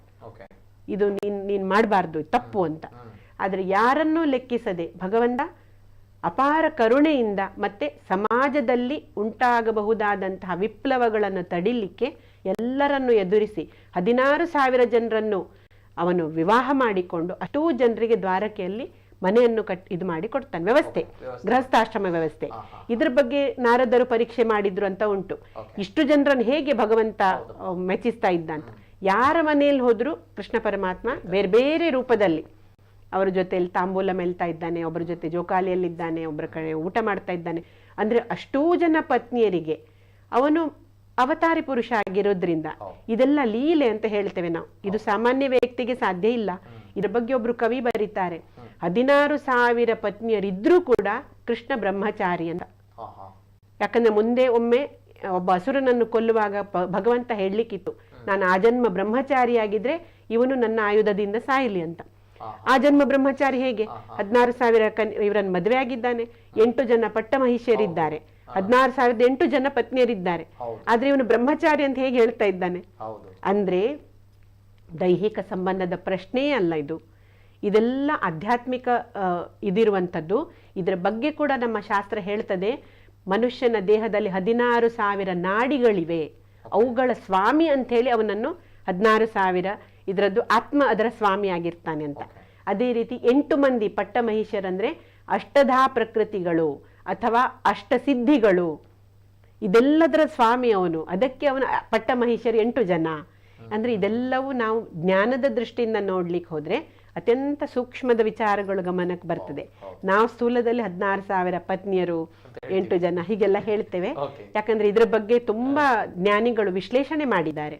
ಅದನ್ನ ನಾವು ತಿಳ್ಕೊಂಡು ಈ ತಪ್ಪು ಕಲ್ಪನೆ ಅಥವಾ ನಮ್ಮ ಬುದ್ಧಿಗೆ ತಿಳಿದಂತೆ ನಾವು ಅದರ ಬಗ್ಗೆ ತರ್ಕ ಮಾಡುದು ಅಥವಾ ಬೇಡದ್ದನ್ನೆಲ್ಲ ಹೇಳುದು, ಇದು ಪಾಪ ಬರ್ತದೆ. ಹಾಗಾಗಿ ಅದನ್ನ ನಾವು ಮಾಡಬಾರ್ದು. ಜೊತೆಗೆ ಇಲ್ಲಿ ರಾಧೆಯನ್ನ ಶ್ರೀಕೃಷ್ಣ ಮದುವೆ ಆಗಿಲ್ಲ. ಕೃಷ್ಣ ರಾಧೆ ಅನ್ನುವಂಥದ್ದು ನಾವು ಹೇಳ್ತೀವಿ ಎಂದು ಕಂಪೇರ್ ಮಾಡಿದಾಗ ರಾಧಾ ಕೃಷ್ಣ ಅಂತ, ಕೃಷ್ಣ ರಾಧೆ ಆಗಿರ್ಬೇಕು ಅನ್ನುವಂಥ ನಿಟ್ಟಿಲ್ಲ. ಆದ್ರೆ ಇಲ್ಲಿ ರಾಧೆ ಕೃಷ್ಣನ ಮದುವೆ ಆಗಿಲ್ಲ ಅನ್ನುವಂಥ ಮಾತುಗಳಿವೆ. ಏನ್ ಹೇಳ್ತಾರೆ? ವಾಸ್ತವದಲ್ಲಿ ರಾಧೆ ಎಂಬವಳು ಒಬ್ಬ ಗೋಪಿಕಾ ಸ್ತ್ರೀ ಆಗಿದ್ಲು. ವೃಷಭಾನು ಎಂಬ ಒಬ್ಬ ಗೋಪಾಲಕನ ಮಗಳಾಗಿದ್ಲು. ಅವಳಿಗೆ ವಿವಾಹ ಕೂಡ ಆಗಿತ್ತು. ಅಂದ್ರೆ ಕೃಷ್ಣ ಪರಮಾತ್ಮ ಒಂದು ಪುರಾಣದಲ್ಲಿ ಹೇಳಿದ ಪ್ರಕಾರ 7 ವರ್ಷಕ್ಕೇನೆ ಅವನು ಬೃಂದಾವನದಿಂದ ಅವನು ಹೋಗಿದ್ದಾನೆ ಮಥುರೆಗೆ, ಕಂಸನನ್ನು ಕೊಲ್ಲುವ ಆ ಒಂದು ಉದ್ದೇಶದಿಂದ. ಕೆಲವು ಕಡೆ 9 ವರ್ಷ ಅಂತ ಹೇಳಲಾಗಿದೆ. 9 ಇರ್ಲಿ 7 ಇರ್ಲಿ, ಇದನ್ನ ನಾವೇನ್ ಹೇಳ್ತೇವೆ, ಬಾಲಕ ರೂಪ. 9 ವರ್ಷದ ತನಕ ಆ ಬಾಲಕನ ಮೇಲೆ ಅಲ್ಲಿದ್ದಂತಹ ಗೋಪಿಕಾ ಸ್ತ್ರೀಯರು ಇಟ್ಟ ಪರಮ ಭಕ್ತಿ ಇದೆಲ್ಲ ಪರಾಭಕ್ತಿ ಅಂತ ಹೇಳ್ತೇವೆ ನಾವು. ಆ ಭಕ್ತಿಯ ರೂಪವಾಗಿ ರಾಧೆಯನ್ನು ಹೇಳಲಾಗಿದೆ. ಭಕ್ತಿಯ ಇನ್ನೊಂದು ಹೆಸರೇ ರಾಧೆ. ಯಾಕಂದ್ರೆ ಗೋಪಿಕಾ ಸ್ತ್ರೀಯರಿಗಿಂತ ಉಚ್ಚ ಮಟ್ಟದ ಭಕ್ತಿ ಯಾರೂ ಮಾಡ್ಲಿಕ್ಕೆ ಸಾಧ್ಯ ಇಲ್ಲ. ಇದ್ರ ಬಗ್ಗೆ ಕೃಷ್ಣನೇ ನಾರದರಿಗೆ ಅವನಲ್ಲಿ ಅಹಂಕಾರ ಇದ್ದದನ್ನು ಮುರಿದಿರ್ತಾನೆ. ನಾರದನಿಗೆ ತಾನೇ ಪರಮ ಭಕ್ತ ಅಂತ ಇತ್ತು. ಕಡೆಗೆ ಅವನನ್ನು ಬೃಂದಾವನಕ್ಕೆ ಕಳಿಸಿ ಅಲ್ಲಿ ಸುಮಾರೆಲ್ಲ ಲೀಲೆ ಮಾಡ್ತಾನೆ ಪರಮಾತ್ಮ. ಅಂದ್ರೆ ಈ ಎಲ್ಲಾ ಗೋಪಿಕೆಯರ ಪ್ರತಿನಿಧಿಯಾಗಿ ಕೃಷ್ಣ ಭಕ್ತಿಯ ಪ್ರತಿರೂಪ, ಪ್ರತಿಮಾ ರೂಪ ಅಂತ ಹೇಳ್ತೇವೆ, ಸಿಂಬಾಲಿಕ್ ಅದನ್ನು ರಾಧಾ ಅಂತ ಹೇಳುವುದಲ್ಲದೆ ಆ ಪಾತ್ರವೇ ಇಲ್ಲ ಅಂತ ಹೇಳಿ ಒಂದು ಕಡೆ ಉಲ್ಲೇಖ ಇದೆ. ಇಲ್ಲ, ಅದು ಭಕ್ತಿಯ ರೂಪ. ಅಂದ್ರೆ ರಾಧೆಯಷ್ಟು ಕೃಷ್ಣನ ಮೇಲೆ ಭಕ್ತಿ ಮಾಡ್ಲಿಕ್ಕೆ ಯಾರಿಂದಲೂ ಸಾಧ್ಯ ಇರಲಿಲ್ಲ. ಅಂತಹ ಆ ಭಕ್ತಿಗೆನೆ ರಾಧಾ ಅಂತ ಹೇಳುವಂತದ್ದು ಅಂತ. ಅವಳೊಬ್ಬ ಗೋಪಿಕೆ ಅಂತ ಹಿಡಿದ್ರೂ ಸಹ ಅಲ್ಲಿ ಅವರಿಬ್ಬರ ಮಧ್ಯೆ ಇದ್ದಂಥದ್ದು ಯಾವುದೇ ರೀತಿಯ ದೈಹಿಕ ಪ್ರೀತಿ ಅಲ್ಲ, ದೈಹಿಕ ಸಂಬಂಧ ಅಲ್ಲ, ಭಗವಂತನ ಪರಾಭಕ್ತಿಯ ಪ್ರತೀಕವಾಗಿತ್ತದು. ಯಾಕಂದ್ರೆ ಕಿಂಚಿತ್ತೂ ತಮ್ಮ ಬಗ್ಗೆ ವಿಚಾರ ಮಾಡದೆ ಸಂಪೂರ್ಣ ಸಮರ್ಪಣೆ ಮಾಡಿಕೊಂಡಂಥವರು ಗೋಪಿಕೆಯರು. ಅವರೆಲ್ಲರೂ ಕೂಡ ಋಷಿ ಮುನಿಗಳಾಗಿದ್ರಂತೆ. ಭಗವಂತನ ಅವತಾರ ತಾಳಿದಾಗ ಅವರು ಏನು ಬಾಕಿ ಇತ್ತು ತಮ್ಮ ಸಾಧನೆ, ಅದನ್ನು ಆ ಗೋಪಿಕಾಸ್ತ್ರೀಯರಾಗಿ ಬೃಂದಾವನದಲ್ಲಿ ಜನ್ಮಕ್ಕೆ ಬಂದು ಆ ಪರಮಾತ್ಮನ ಮೇಲೆ ಭಕ್ತಿ ಮಾಡಿ ಮುಂದೆ ಅವರು ಮೋಕ್ಷ ಪಡ್ಕೊಂಡ್ರು. ಅವರಿಗೆ ರಾಸಲೀಲೆಯ ಮೂಲಕ ಪರಮಾತ್ಮ ಆ ಬ್ರಹ್ಮತತ್ವದ ಅನುಭೂತಿ ಕೊಟ್ಟ ಅಂತೆಲ್ಲ ವಿವರವಾಗಿ ಉಂಟು. ಈಗ ನಾವು ಅದನ್ನು ಕೇವಲ ಸ್ಥೂಲದಿಂದ ನೋಡ್ತೇವೆ. ರಾಧೆ ಮತ್ತು ಕೃಷ್ಣನಿಗಿದ್ದಂಥದ್ದು ಪತಿ ಪತ್ನಿಯ ಸಂಬಂಧವೇ ಅಲ್ಲ, ಆದ್ರೆ ಆ ಭಕ್ತಿಯ ಏಕರೂಪತೆ ಅಂದ್ರೆ ಕೃಷ್ಣ ಮತ್ತು ರಾಧೆ ಬೇರೆ ಅಲ್ಲ ಅಂತ ಹೇಳಲಿಕ್ಕೆ ತನ್ನ ಹೆಸರನ್ನೇ ರಾಧಾಕೃಷ್ಣ ಅಂತ ಬದಲಾವಣೆ ಮಾಡಿಕೊಂಡ. ರುಕ್ಮಿಣಿ ಕೃಷ್ಣ ಅಂತ ಎಲ್ಲಿಯೂ ಹೇಳುದಿಲ್ಲ. ರಾಧಾಕೃಷ್ಣ ಅಂತ ಹೇಳಿದ್ರೆ ಆ ಭಕ್ತಿ ಇದೆ ಅಲ್ಲ, ಅದು ಮತ್ತು ತಾನು ಒಂದೇ ಅಂತ. ನಾವಿಬ್ರು ಇದು ಬದಲಾಯಿಸ್ಲಿಕ್ಕೆ, ನಮ್ಮನ್ನು ಭಿನ್ನ ಮಾಡ್ಲಿಕ್ಕೆ ಆಗುದಿಲ್ಲ. ನನ್ನ ಶಕ್ತಿಯೇ ಅವಳು ಅಂತ ಹೇಳ್ತಾನೆ. ಯಾಕಂದ್ರೆ ಕೃಷ್ಣನ ಮೇಲೆ ನಾವು ಭಕ್ತಿಯನ್ನು ಮಾಡ್ಬೇಕಂತಾದ್ರೆ ರಾಧೆಯದ್ದೇ ಉದಾಹರಣೆ ತಗೊಳ್ಬೇಕು. ಅದರ ಬಗ್ಗೆ ರಾಧಾಕೃಷ್ಣ ಅಂತ ಹೇಳುವುದಲ್ಲದೆ ನಾವೀಗ ನಮ್ಮ ಸ್ತರದಲ್ಲಿ ಈ ತರ ವಿಚಾರ ಮಾಡ್ತೇವೆ. ರಾಧೆ ಜೊತೆಗೆ ಕೃಷ್ಣನಿಗೆ ಇದ್ದಂಥದ್ದು ಯಾವುದೇ ರೀತಿಯ ದೇಹದ ಸಂಬಂಧ ಅಥವಾ ನಾವೀಗ ಹೇಳುವಂತಹ ಪ್ರೀತಿ ಅಲ್ವೇ ಅಲ್ಲ, ಅದು ಭಕ್ತಿಯ ಪರಾಕಾಷ್ಠೆ. ಹೀಗೆ ಶ್ರೀಕೃಷ್ಣ ಪರಮಾತ್ಮನ ಜೀವನ, ಬದುಕಿದಂತಹ ರೀತಿ, ಬಾಲ್ಯ, ಯೌವನ ಜೊತೆಗೆ ಕೊನೆಯ ದಿನಗಳು ಎಲ್ಲವೂ ಕೂಡ ಸ್ವಾರಸ್ಯಕರವಾಗಿರುವಂಥದ್ದು. ಇವರ ಜೊತೆಗೆ ನಾಳಿನ ದಿನ ಶ್ರೀಕೃಷ್ಣ ಜನ್ಮಾಷ್ಟಮಿ ಇರುವಂಥದ್ದು, ಯಾವ ರೀತಿ ಆಚರಣೆ ಮಾಡಬೇಕು ಅನ್ನೋದನ್ನ ಈಗಾಗಲೇ ಶ್ರೀಮತಿ ಲಕ್ಷ್ಮೀ ಪೈ ಅವರು ಹೇಳಿದ್ದಾರೆ. ಜೊತೆಗೆ ಮೊಸರು ಕುಡಿಕೆಯು ಕೂಡ ಅದು ಕೂಡ ಒಂದು ವಿಶಿಷ್ಟವಾಗಿರುವಂತಹ ಆಚರಣೆ. ಸೊ ಹಾಗಿದ್ದಾಗ ಅದನ್ನು ಕೂಡ ನಾವೆಲ್ಲರೂ ಕೂಡ ಆಚರಣೆ ಮಾಡಲೇಬೇಕು. ಈ ಬಗ್ಗೆ ಒಂದು ಮಾತುಗಳು ಮೇಡಮ್. ಜೊತೆಗೆ ಕೊನೆಯದಾಗಿ ಸಮಯದ ಕೂಡ ತುಂಬಾನೇ ಇದೆ. ಸೊ ಹಾಗಿದ್ದಾಗ ಬಹಳಷ್ಟು ವಿಚಾರಗಳಿವೆ ತಿಳಿದುಕೊಳ್ಳಿಕ್ಕೆ, ಅಂದ್ರೆ ಸಮಯ ಇಲ್ಲ ಅನ್ನುವಂತ ಅಷ್ಟೇ ವಿಚಾರ, ಸತ್ಯದ ವಿಚಾರ. ಏನ್ ಹೇಳ್ತೀರಾ? ಕೃಷ್ಣಾಷ್ಟಮಿಯ ಮರುದಿವಸ ಮೊಸರು ಕುಡಿಕೆ ಮಾಡುವುದರ ಉದ್ದೇಶ, ಕೃಷ್ಣ ಪರಮಾತ್ಮ ಗೋಕುಲದಲ್ಲಿದ್ದಾಗ ಎಲ್ಲ ಗೋಪಾಲಕರು ತಂದಂತಹ ಬುತ್ತಿಯನ್ನು ಒಂದೆಡೆ ಸೇರಿಸಿ ಅದನ್ನು ದಹಿ ಕಾಲ ಅಂತ ತಯಾರು ಮಾಡ್ತಾ ಇದ್ದ. ಮೊಸರು, ಬೆಲ್ಲ, ಅವಲಕ್ಕಿ ಮತ್ತೇನೇನ್ ತರ್ತಿದ್ರು ಅದೆಲ್ಲವನ್ನು ಒಟ್ಟುಗೂಡಿಸಿ ಎಲ್ಲರಿಗೂ ಹಂಚಿ ತಾನು ತಿಂತ ಇದ್ದ. ಇದರ ಸಾಂಕೇತಿಕವಾಗಿ ಕೃಷ್ಣ ಜನ್ಮದ ಮರು ದಿವಸ ಆ ತತ್ವಗಳಿರುವಂತಹ ವಿಶಿಷ್ಟ ವಸ್ತುಗಳನ್ನು ಅಂದ್ರೆ ಮೊಸರು, ಹಾಲು ಅಥವಾ ಈ ಮೊಸರವಲಕ್ಕಿ ಇದೆಲ್ಲವನ್ನು ತಿನ್ನುವಂತಹ ಒಂದು ಪದ್ಧತಿ ನಿರ್ಮಾಣ ಆಯ್ತು. ಗೋಪಾಲಕರ ರೂಪದಲ್ಲಿ ಯುವಕರು, ಮಕ್ಕಳು ಬಂದು ಆ ಭಗವಂತನು ತಾನು ಬಾಲ್ಯಲೀಲೆಯಲ್ಲಿ ಮಾಡಿದಂತಹ ಆ ಮಣ್ಣಿನ ಮಡಿಕೆ ಒಡೆದು ಅದನ್ನು ಸೇವನೆ ಮಾಡುವುದು ಎಂಬ ರೂಪದಲ್ಲಿ ಆಚರಣೆಗೆ ಬಂದಂಥದ್ದು. ಆದ್ರೆ ಇವತ್ತಿದರ ಆಧ್ಯಾತ್ಮಿಕ ಅಥವಾ ವಾಸ್ತವದಲ್ಲಿ ಅದರದ್ದು ಏನು ಲಾಭ ಪಡಿಬೇಕು ಇದರ ಅರಿವಿಲ್ಲದೆ ಇವತ್ತದನ್ನು ಕೇವಲ ಮನೋರಂಜನೆ ಆಚರಣೆ ಅಥವಾ ತಪ್ಪು ರೀತಿಯಲ್ಲಿ ಸಾರಾಯಿ ಕುಡಿಯುವಂಥದ್ದು ಅಥವಾ ದೊಡ್ಡ ರೀತಿಯಲ್ಲಿ ಪಾಶ್ಚಾತ್ಯ ಸಂಗೀತ ಅಥವಾ ಡಿಜೆ ಇದೆಲ್ಲ ಮಾಡಿ ಅಯೋಗ್ಯ ಪದ್ಧತಿಯಲ್ಲಿ ಸ್ಪರ್ಧೆಗೋಸ್ಕರ ಇದನ್ನು ಮಾಡ್ತಾ ಇದ್ದೆ. ಅಂದ್ರೆ ಕೆಲವೊಮ್ಮೆ ನೋಡಿ ತುಂಬಾ ಎತ್ತರದಲ್ಲಿ ಈ ಮೊಸರು ಕೊಡಿಕೆ ಇತ್ಯಾದಿ ಮಾಡಿ ಹಲವು ಕಡೆ ಅಂದ್ರೆ ಮಕ್ಕಳದ್ದು, ಯುವಕರದ್ದು ಅವರದ್ದೆಲ್ಲ ಪ್ರಾಣತ್ಯಾಗ ನಾವು ನೋಡ್ತೇವೆ. ಇದೆಲ್ಲ ಅಯೋಗ್ಯ ಇದೆ. ಹೌದು, ಪೆಟ್ಟು ಮಾಡಿಕೊಂಡು ತುಂಬಾ ಇದರಿಂದ ಹಾನಿ ಮಾಡ್ಕೊಳ್ತಾ ಇದ್ದಾರೆ. ಪ್ರಾಣ ಹಾನಿ ಆಗದಂತಹ, ಅಂದ್ರೆ ಇದು ಭಗವಂತನಿಗೆ ಇಂಥದ್ದೆಲ್ಲ ಪ್ರಿಯವಾದದ್ದಲ್ಲ. ಗೋಪಾಲಕರ ರೂಪದಲ್ಲಿ ಆ ಮೊಸರನ್ನು ತಿಂದು ಆ ಮೊಸರು ಕುಡಿಕೆ ಎಂಬ ಆಚರಣೆಯ ಲಾಭ ಪಡಿಬೇಕಂತೇಳಿ ಭಗವಂತನ ಭಕ್ತಿಗಾಗಿ ಮಾಡಿದಂಥದ್ದು. ಇದು ಕೆಲವು ಕಡೆಗಳಲ್ಲಿ ನೀರನ್ನೆಲ್ಲ ಏರಿಸ್ತಾರೆ, ಸ್ವಲ್ಪ ಡಿಸ್ಟರ್ಬೆನ್ಸ್ ಮಾಡುವಂತದ್ದು, ಅದೆಲ್ಲ ಹೇಗೆ ಅಂತ ಹೇಳಿ ಅಯೋಗ್ಯ ಆಚರಣೆ, ನಿಶ್ಚಿತವಾಗಿ ಅಯೋಗ್ಯ ಆಚರಣೆ. ಎಲ್ಲರಿಗೂ ಉಪಟಳ ಕೊಡುವಂಥದ್ದು, ತೊಂದರೆ ಕೊಡುವಂಥದ್ದು, ಆಚೆ ಈಚೆ ಓಡಾಡುವವರ ಮೇಲೆ ಬಣ್ಣದ ನೀರು ಅಥವಾ ಕೆಲವೊಮ್ಮೆ ಕೊಳಚೆ ನೀರು ಕೂಡ ಎಸಿತಾರೆ ಮಹಾರಾಷ್ಟ್ರದಲ್ಲೆಲ್ಲ. ಇದೆಲ್ಲ ನಿಶ್ಚಿತವಾಗಿ ನಮ್ಮ ಹಾನಿಯ ಕೃತಿಗಳು. ನಾವಿದ್ರ ಬಗ್ಗೆ ಜಾಗೃತಿ ಮೂಡಿಸ್ಬೇಕು. ಇಂಥ ಆಚರಣೆಯಿಂದ ಭಗವಂತನ ಕೃಪೆ ಆಗ್ಲಿಕ್ಕೆ ಸಾಧ್ಯ ಇಲ್ಲ, ಅದ್ರ ಬದಲಿಗೆ ಅವಕೃಪೆ ಆಗ್ಬೋದು, ಸಮಷ್ಟಿಗೆ ಹಾನಿ ಆಗ್ಬೋದು. ಸಮಾಜ ಹಾನಿ ಆಗುವಂತಹ ಯಾವುದೇ ಆಚರಣೆ ನಮ್ಗೆ ಸೂಕ್ತ ಅಲ್ಲ. ಹಾಗಾಗಿ ಕೃಪೆ ಸಂಪಾದಿಸ್ಲಿಕ್ಕೋಸ್ಕರ ನಾವೆಲ್ಲರೂ ಕೃಷ್ಣಾಷ್ಟಮಿ ಮೊಸರು ಕುಡಿಕೆಯನ್ನು ಯೋಗ್ಯ ರೀತಿಯಲ್ಲಿ ಸಾತ್ವಿಕವಾಗಿ ಎಲ್ಲವನ್ನ ಆಚರಿಸಬಹುದು. ಇದಕ್ಕೆ ನಾವು ಸಾರಾಯಿ ಕುಡಿಬೇಕು, ಕುಣಿಬೇಕು, ಇದ್ಯಾವುದೂ ಇಲ್ಲ. ಅಲ್ಲಿ ತತ್ವ ಕಾರ್ಯನಿರತ ಇರ್ತದೆ. ಆ ದಹಿ ಕಾಲ ಅಥವಾ ಗೋಪಾಲ್ ಕಾಳ ಅಂತಾರದನ್ನು, ಆ ವಿಶಿಷ್ಟ ಖಾದ್ಯವನ್ನು ಅದನ್ನು ಸೇವನೆ ಮಾಡಿ ಹಿಂದಿನ ದಿವಸದ ಉಪವಾಸ ಬಿಡುವುದು ಸಹ ಅರ್ಥ ಇದೆ. ಆದ್ರೆ ಇದೆಲ್ಲವನ್ನು ಮರೆತು ಇವತ್ತು ಕೇವಲ ಮನೋರಂಜನೆಗಾಗಿ ಇದು ಯುವ ಜನಾಂಗ ಆರಿಸುವಂಥದ್ದು. ಇದ್ರ ಬಗ್ಗೆ ತಿಳಿಸಿ ಹೇಳಿ ಬದಲಾವಣೆ ತರುವ, ಜಾಗೃತಿ ಮೂಡಿಸುವ ನಾವುಗಳು ಪ್ರಯತ್ನ ಮಾಡಬೇಕು ಇದ್ರ ಬಗ್ಗೆ. Yes madam, thank you madam.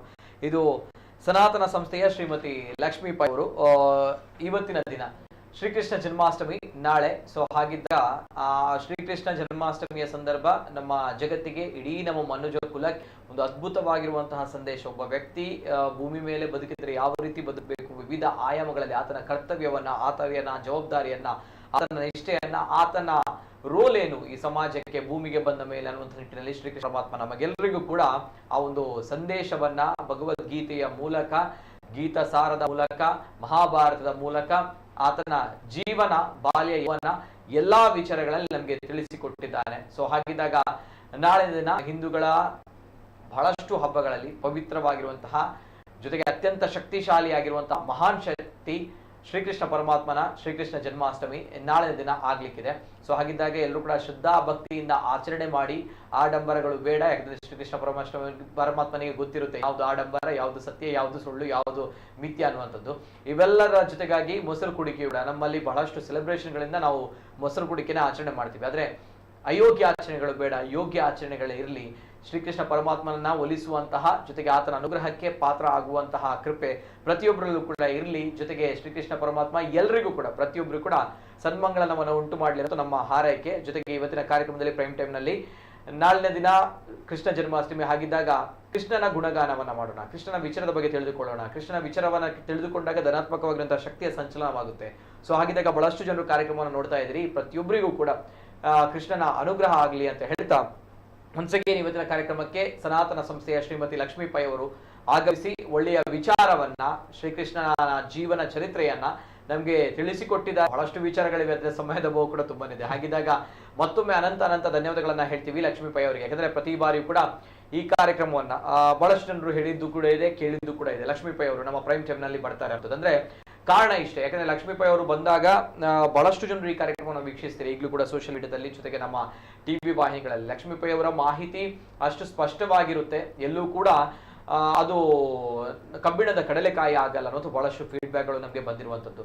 So ಹಾಗಿದ್ದಾಗ ಸಾಮಾನ್ಯ ಜನರಿಗೆ ಅರ್ಥ ಆಗ್ಲಿ, ಅಲ್ಟಿಮೇಟ್ಲಿ ನಮಗೆ ಬೇಕಾಗಿರುವಂತಹ ಸಾಮಾನ್ಯ ಜನರಿಗೆ ನಮ್ಮ ಮಾಹಿತಿಗಳು ಹೇಗೆ ಅರ್ಥ ಆಗುತ್ತೆ, ಆವಾಗ ನಮ್ಮ ಧರ್ಮ ಉಳಿಯುತ್ತೆ, ಆವಾಗ ನಮ್ಮ ನಂಬಿಕೆಗಳು, ಆಚಾರ ವಿಚಾರಗಳು ಗಟ್ಟಿಯಾಗುತ್ತೆ. ಸೊ ಹಾಗಿದ್ದಾಗ ಬಹಳಷ್ಟು ಒಳ್ಳೆಯ ಫೀಡ್ಬ್ಯಾಕ್ ಗಳನ್ನ ನಮ್ಗಳಿಗೆ ಕೊಟ್ಟಿದ್ದೀರಿ ಈ ಕಾರ್ಯಕ್ರಮದ ವಿಚಾರವಾಗಿ. ಅನಂತ ಧನ್ಯವಾದಗಳು. ಹಾಗಿದ್ದಾಗ ಮತ್ತೊಮ್ಮೆ ಲಕ್ಷ್ಮೀ ಪೈ ಅವರಿಗೆ ನಾನು ಧನ್ಯವಾದಗಳನ್ನ ಸಲ್ಲಿಸ್ತಾ ಇದ್ದೀನಿ. ಇವತ್ತಿನ ಕಾರ್ಯಕ್ರಮಕ್ಕೆ ಆಗಮಿಸಿದಿರಿ, ಒಳ್ಳೆಯ ಒಂದು ಇನ್ಫಾರ್ಮೇಟಿವ್ ಆಗಿರುವಂತದ್ದು, ಜೊತೆಗೆ ಧನಾತ್ಮಕವಾಗಿರುವಂತಹ ವಿಚಾರಗಳನ್ನ ಶ್ರೀಕೃಷ್ಣ ಪರಮಾತ್ಮನ ಬಗ್ಗೆ ತಿಳಿಸಿಕೊಟ್ಟಿದ್ದೀರಿ. ಅನಂತ ಧನ್ಯವಾದಗಳು ಮೇಡಮ್. ಧನ್ಯವಾದ. ಇದು ಈ ಹೊತ್ತಿನ ವಿಶೇಷ. ನಿರಂತರ ಸುದ್ದಿ ಹಾಗೂ ಮನೋರಂಜನೆಗಾಗಿ ನೋಡ್ತಾ ಇರಿ ನಮ್ಮ ಕುಡ್ಲ ನ್ಯೂಸ್ 24/7.